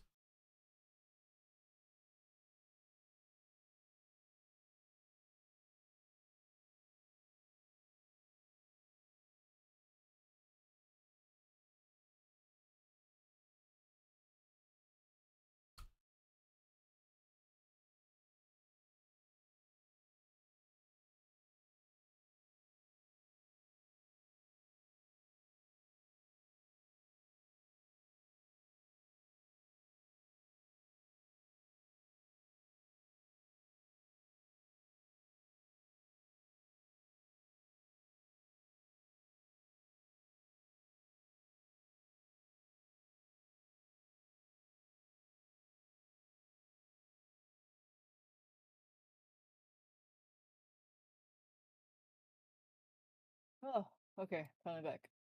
Looking big. I was back a little bit earlier, but I had to let out like the biggest fucking sneeze, and I'm just like, I'm not about to put that in your VOD. Coward. It would have been just dead quiet, and then all of a sudden an abrupt, loud ass sneeze. Not trying to deafen nobody today. Yet.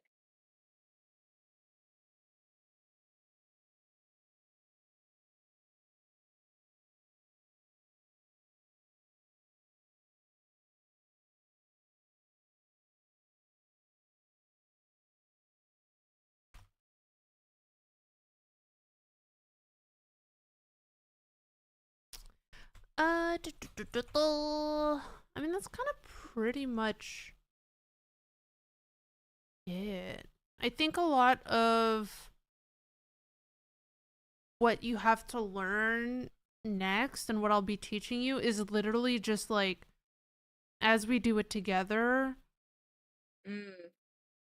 figuring out how each part is going to work. But I also want you to take a little bit of initiative with that because I think you Okay. have enough understanding of like at least the workflow or like how things are like how are you're supposed to do things, but you might just not Okay. know the specifics. If that makes sense. Yeah. I think it might just be a matter of like figuring out like what I do understand, and then when I Mm-hmm. hit the wall, I'll be like, "Hey, how the Yeah, fuck you do this?" I think that'll be a little bit more useful than me just like literally going through every single little thing with you. Uh-huh, because I can only retain so much information Mm-hmm. so quickly. Yeah. Um. So yeah, I think homework for this week. Friday we'll do some shadowing together. I think Friday I'm down to just do all the art meshing with you. Um, Okay. Depending on how fast you are, it may take you like an extra day, but I'm pretty sure I can do at least half of the meshing on Friday with you. Mm-hmm.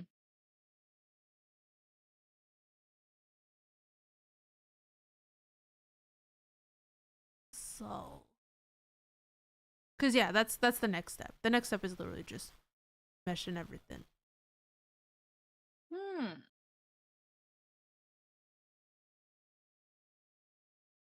Uh, no major questions while we're still here from you or chat. Um, Anything you're excited about? Anything you're worried about? Hello, Father! oh my goodness. Yes, Father has arrived. Big shout out to Gaba's father in the chat.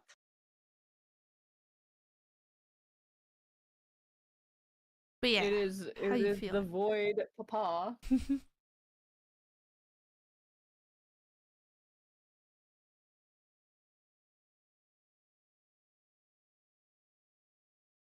Oh yeah, you're also gonna have to organize all your parameters. I mean, you don't have to, but it's good practice.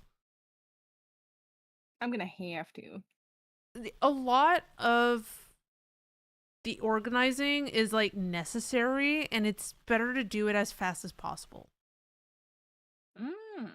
Like organizing yourself from the get-go is critical when it comes to naming your layers in Clip Studio, to naming all of your folders and parameters in Live 2D, making sure all of your layers are properly named, making sure you know like what's where and what goes in what order. It saves you Okay. so much hassle. Hmm. And folders are always your best friend because then you can easily just hide a lot of the unnecessary stuff very fast instead of, you know, having to Okay. manually hide everything. So don't be afraid of folders. Except for parameters, you can't put folders within folders. Yeah, that makes sense.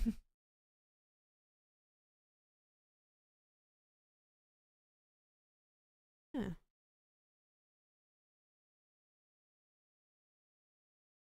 I'm excited to see this come to life. Mm-hmm. And then I'll do it all over again. Oh, the fears. Well, I had a lot of fun with this. Just Yeah. making like an adopt. Yeah. I'm just saying I'm fearful. Ah. Yeah, what Cause like again, the answer. What are you excited about? What are you afraid of? um exciting because I'm finally sitting my ass down and learning how to VTube. Fearful because I'm sitting my ass down and learning how to VTube. Fair. I feel like that's a fair answer, no? Yeah, very fair. I have And there's also the thing of what was it? Um oh shit. What's it called? Fuck. Why am I blanking?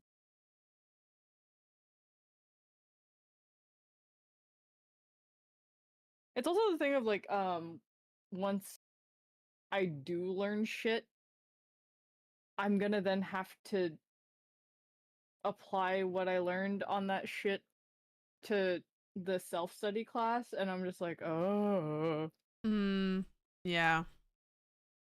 because the list that I have for a finalized list, I had gotten after negotiating the fact, Oh.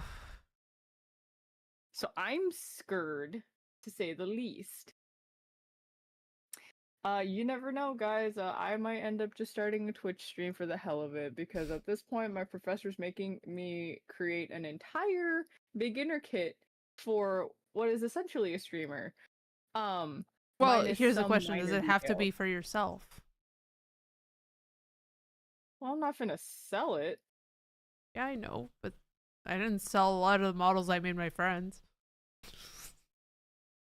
Well, at least somebody's using it. Exactly. Exactly. We'll see. We'll see. There's still a lot of ifs in the air. Yeah, that's fair. Dude, I need to flex real quick. I figured out a way to turn the lights off in this piece. Mm. You don't understand how difficult this was to kind of cheat lights turning off. It's Mm-hmm. like two different backgrounds and like almost like what is this? Or is it this one? No, this one? Yeah, the shadow that like disappears as the light turns off because there wouldn't be a shadow there, right? Yeah. Light on me. What is it? Oh yeah, the light turns off there. That light, Um, something about the back. Oh yeah, I think this just like yeah, like it just fills in where it's supposed to be light with darkness. Mm-hmm. It was a lot. Oh, good night, Boozy. Oh, good night. Damn, bed sounds nice right about now, but also fuck Then that. go to bed. I don't wanna, but also I But you gotta wanna. at some point. Yeah, I can procrastinate going to bed. Cash isn't gonna let you do that. She's sleeping already. What do you mean? She is? Yeah, just chilling. Oh, She's a cat. She sleeps all day. That's all she does. that's true. Except when she's hungry. She eats snack and lie. Mm-hmm. All right. I don't know if you want me to save the cheat sheet that I made for. Please. Yeah? Yeah. I'll just save this as something and I'll send it to you Thank you. so you can see the format and stuff.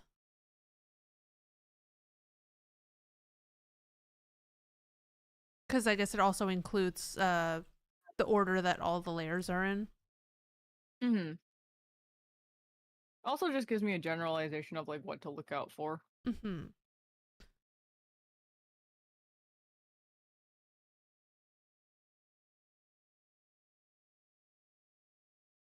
Oh, here. Quick example of what not to do when cutting, with why the feathering is very important. This Mhm. is why. Like from up close, we split the mouth from left to with left to right, Uh-huh. which is fine for up close, but from afar you can see that line, can't you? Yeah. So, yeah, that was a big problem. Big problem. Yeah. So that's why you kind of Why want did to it keep do that? things. Yeah, I don't know. It's probably because of the layer underneath. It's Mm. peeking through a little bit. But yeah, that's one of Just those a things few that bit. you kind of just have to think about. Yeah. Just be like spatially conscious of certain things. Oh, also for those who haven't seen it, I don't think I shared it anywhere. Uh, Fladock a while ago put in the channel point redeem for creating an adopt, and I finished it. The prompt was female presenting with tattoos. That was it, and I create this. Mm. I got to see it before any of you. Yee. Just kidding. Oh, but yeah, it was fun. I like. Because I get privilege. I'm just. You do get privileges. I'm privileged. I say. Ah, yes. Is that why life is screwing you? Exactly. That does not have hints. I'm. You know what does have hints of Wings Club? Hmm.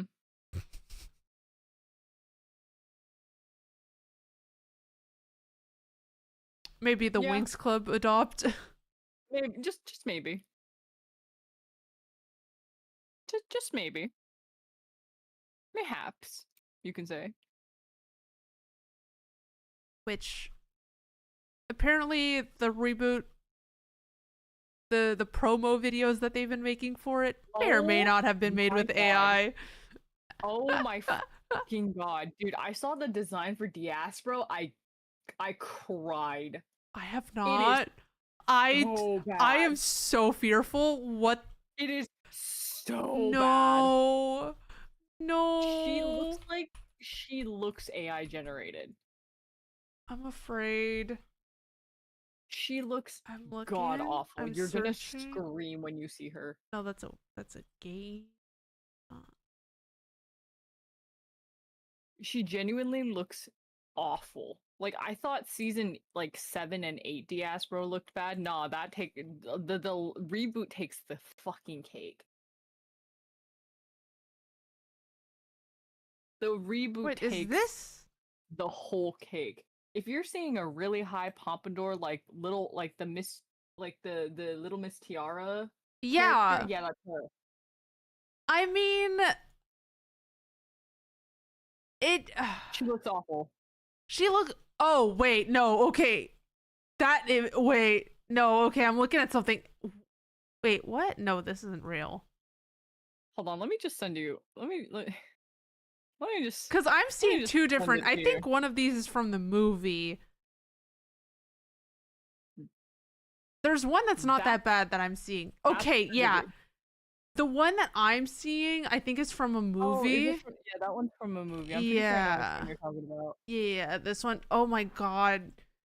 She looks. Bad. Oh yeah, that's bad. Bad. You know It's what? I really kind of bad. want to watch the movie instead now. Yeah. Why does Sky look like that too? What the fuck bad. is this? Have you seen Diaspora's Fairy State? No, I haven't seen anything. I don't wanna. Oh, you're gonna be in for a heartbreak. Cause her fairy transformation state is even worse. Well, with a face like that, it has to be worse. Like, oh no. It's here, bad. here, chat for those who It's need to be in the know. What the fuck is this? It's bad. What did they do to her? When I say it's bad, it's bad.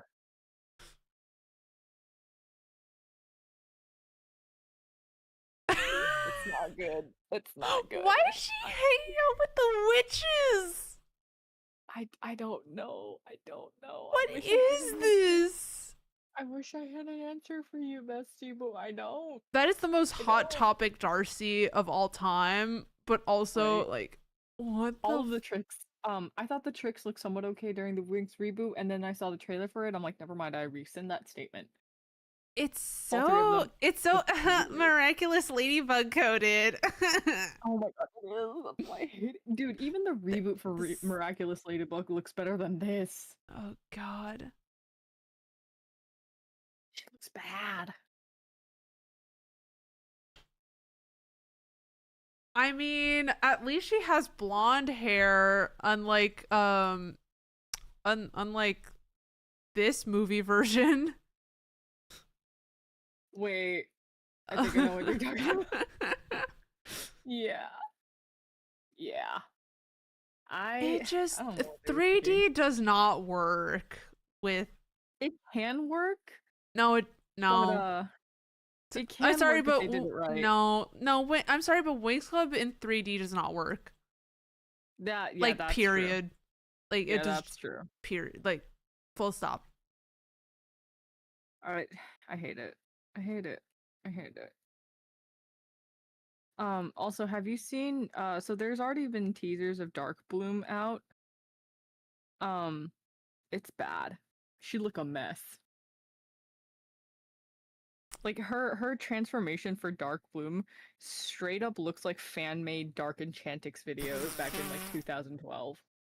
They're bringing it back though.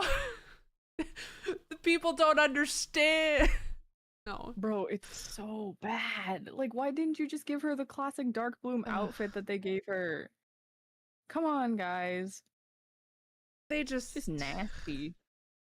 There's no reason for any of it. It's so bad. Like the Winx Like the bear. reboot, Oh my god. flopped in so many ways. And then the live action was awful. Like they don't realize what was good about it. Mm-hmm. Like, quite. I'm gonna be real. It's not what was great about Wings Club isn't the characters. It was the art style. Mm-hmm. Like, I'm gonna be real. There's maybe like a few characters that I'm like, oh my god, very well written, very well done, and I love these characters. But it is entirely within that like first 3 seasons where the story was pretty good because they had a lot of character specific backstory and stuff happening, Mm-hmm. and then that just stopped. Ugh.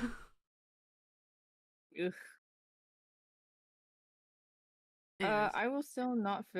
I will never forgive Winx reboot for getting rid of fucking Helia.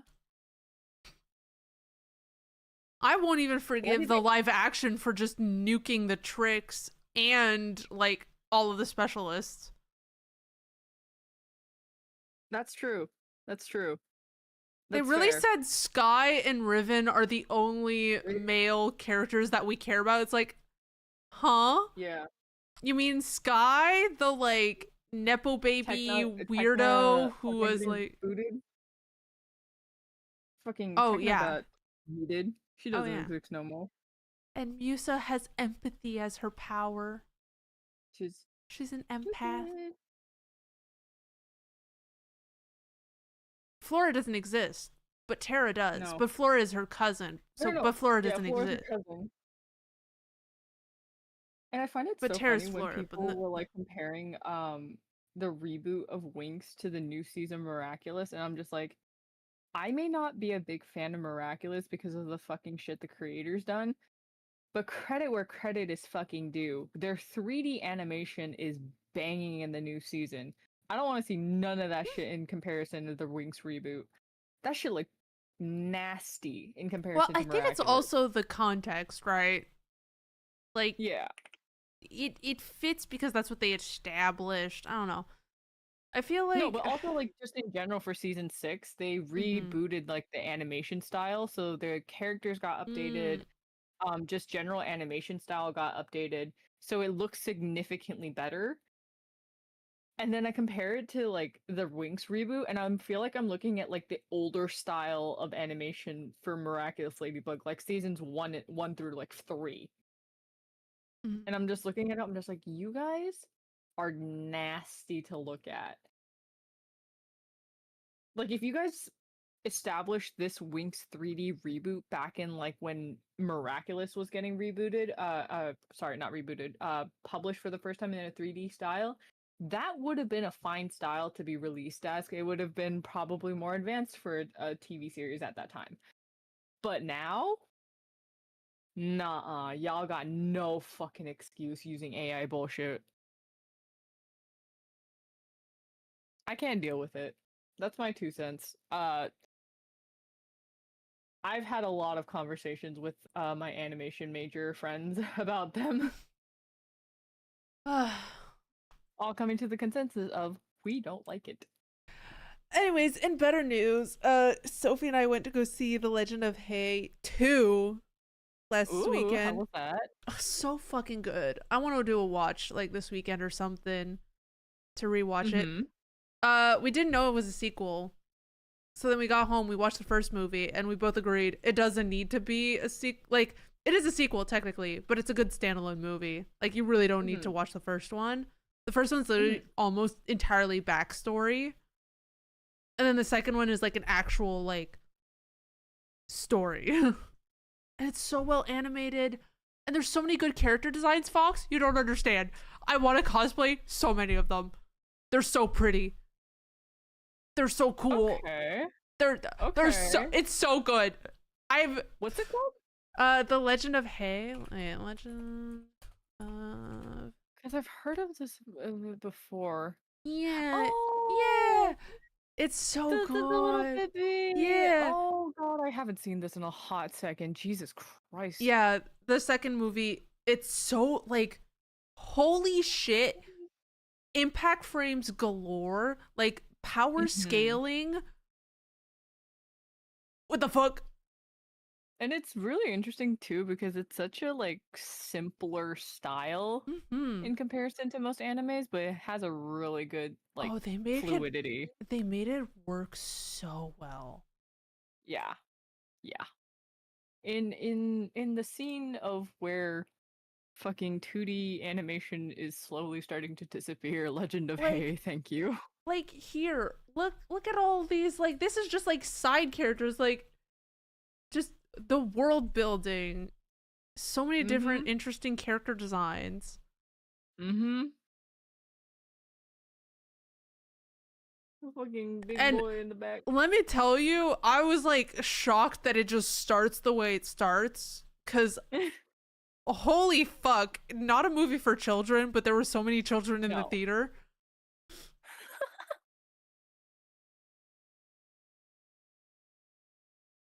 But it's so well animated and the powers are so cool. Mm. I'm just ugh. I need to movie. I need to watch it. What if tomorrow though? What if tomorrow night? What if hear me out?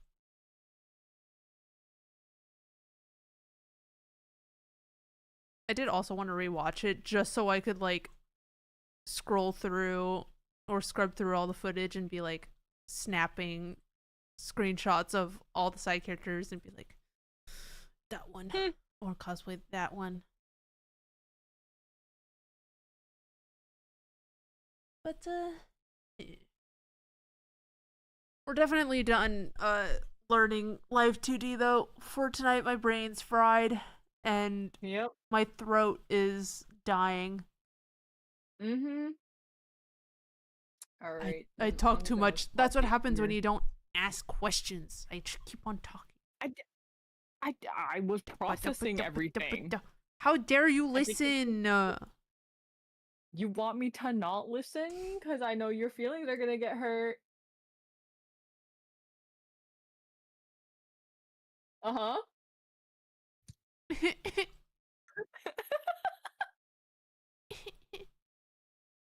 I give you my Oh wait, attention. no, they're starting movie night tomorrow. Oh, movie night. Well, there is gonna be a movie night tomorrow, but uh,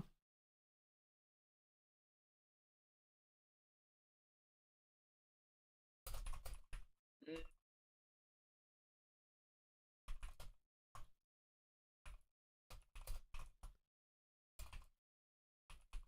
I got class.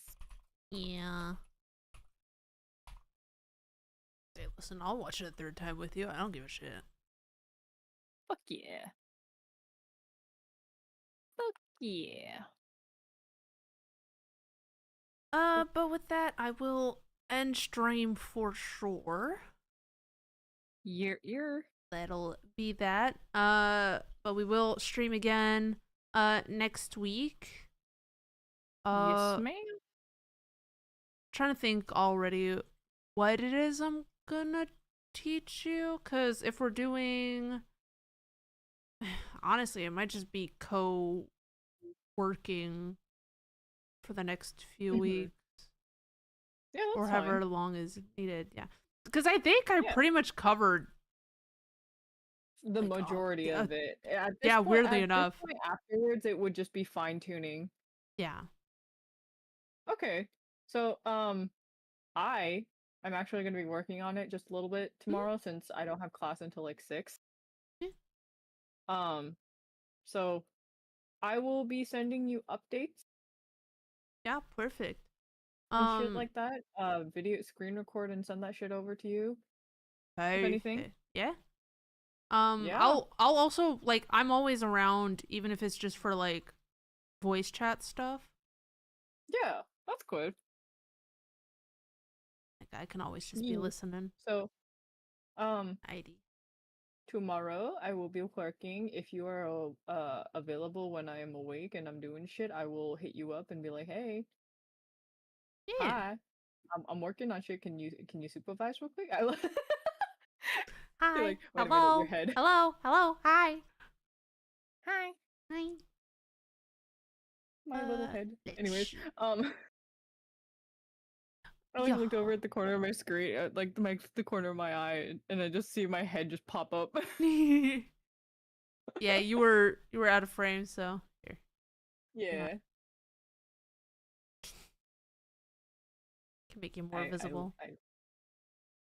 Me and my big ass drawing tablet. Oh yeah. You can make tablets and controllers in like Live 2D and stuff like that. Yeah. Yeah. Because I know you have like a couple. Hmm. Basically, how it works is that So the way that I have mine set up, is that VTube Studio can keep track of where your mouse is. And you can also specify which monitor it's tracking. So I have it set to my tablet monitor. Mm-hmm. And then I have an extra parameter that is just when I click. Okay. And it's literally just set on a hotkey, and the hotkey is left click. All right. Okay, that makes sense. Mm-hmm. Which, yeah, you can also hotkey a lot of things, and I've seen. I would assume, considering the fact that you have a lot of toggles, so I would assume you'd need some sort of hotkey for that. Mm-hmm. And I've seen people like do like keyboards and stuff for their model, and it would just be like that, where you have like you rig basically the character pushing like W or something, and then whenever you press W, that clicks, you know. Yeah, because I remember seeing that one. I don't remember exactly which VTuber it was, but they were doing like a stream marathon, and they had like this giant like Xbox controller, and it was rigged so like whenever they hit a button on the controller, like their model would press that button, or like the was it the movement bar or the movement control? Yeah. It's cute as fuck.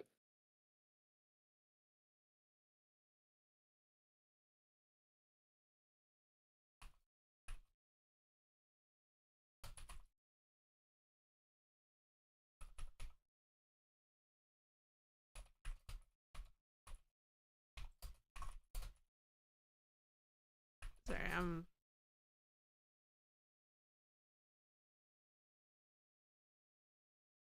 Boy, fuck yeah. Yeah. Unlock. All right. Do I have anyone I can raid? Is there anyone you can raid? Is there anyone I can raid? Oh my god, so much Silk Song. So much Silk Song.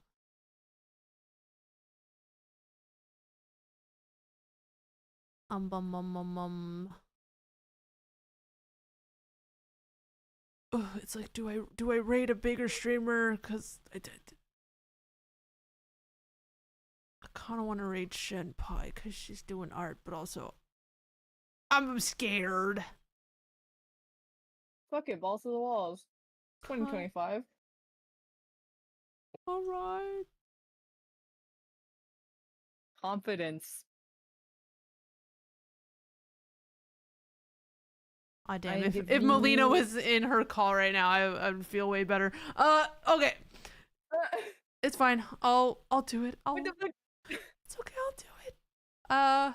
We'll raid Shenpai. Like gun in your head. Do it. But thank y'all for joining. Thanks y'all for hanging out. This is gonna be a reoccurring series. Yeah. Probably not for super long. We'll see how this goes, considering the like semester is technically 3 months long, but I'm pretty sure you got stuff to work on. Yeah. It's only gonna be so long, and you got your own shit to do, and I got my shit to do. Yeah. So for now, it will be a reoccurring series. However, in the future, it is to be determined. While we are doing this series, please feel free to ask, question, comment to either myself or Gabba. Mostly Gabba in this sense, if it's definitely about VTubing. Oh yeah. If anyone wants like specific stuff for us to go over, please let me know, or else I'm just gonna ramble on my own time. Yes. On my own Both subjects. of us are yappers. If you let us yap, we are going to continue yapping without stop. With that in mind, if you have art comments for either Gabba or myself, feel free. If you have VTubing comments, ask Gabba. If you have rigging questions, please ask Gabba, as the VTubing and rigging shit is currently Gabba's not currently, but Gabba's expertise in the matter. I will be here for just art commentary. I can answer questions about art, but as far as VTubing and art, VTubing and rigging, I am no expert in that sense. That It's is okay, you all will Gabba. be. That's the whole point. We'll get you there. Eventually, at some point, mayhaps. It's okay. I excel at helping people surpass me.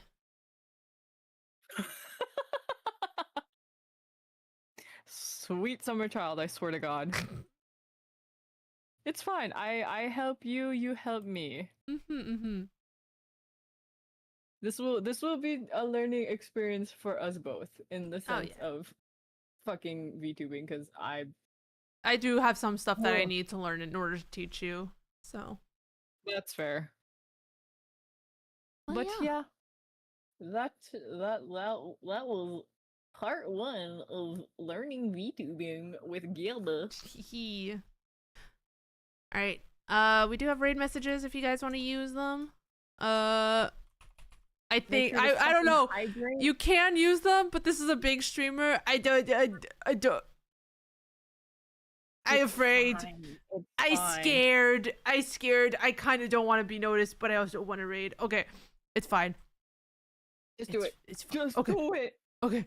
I see you guys next week, and potentially remember to hydrate. Potentially earlier than that, depending on how I feel. All right. Here. Bye.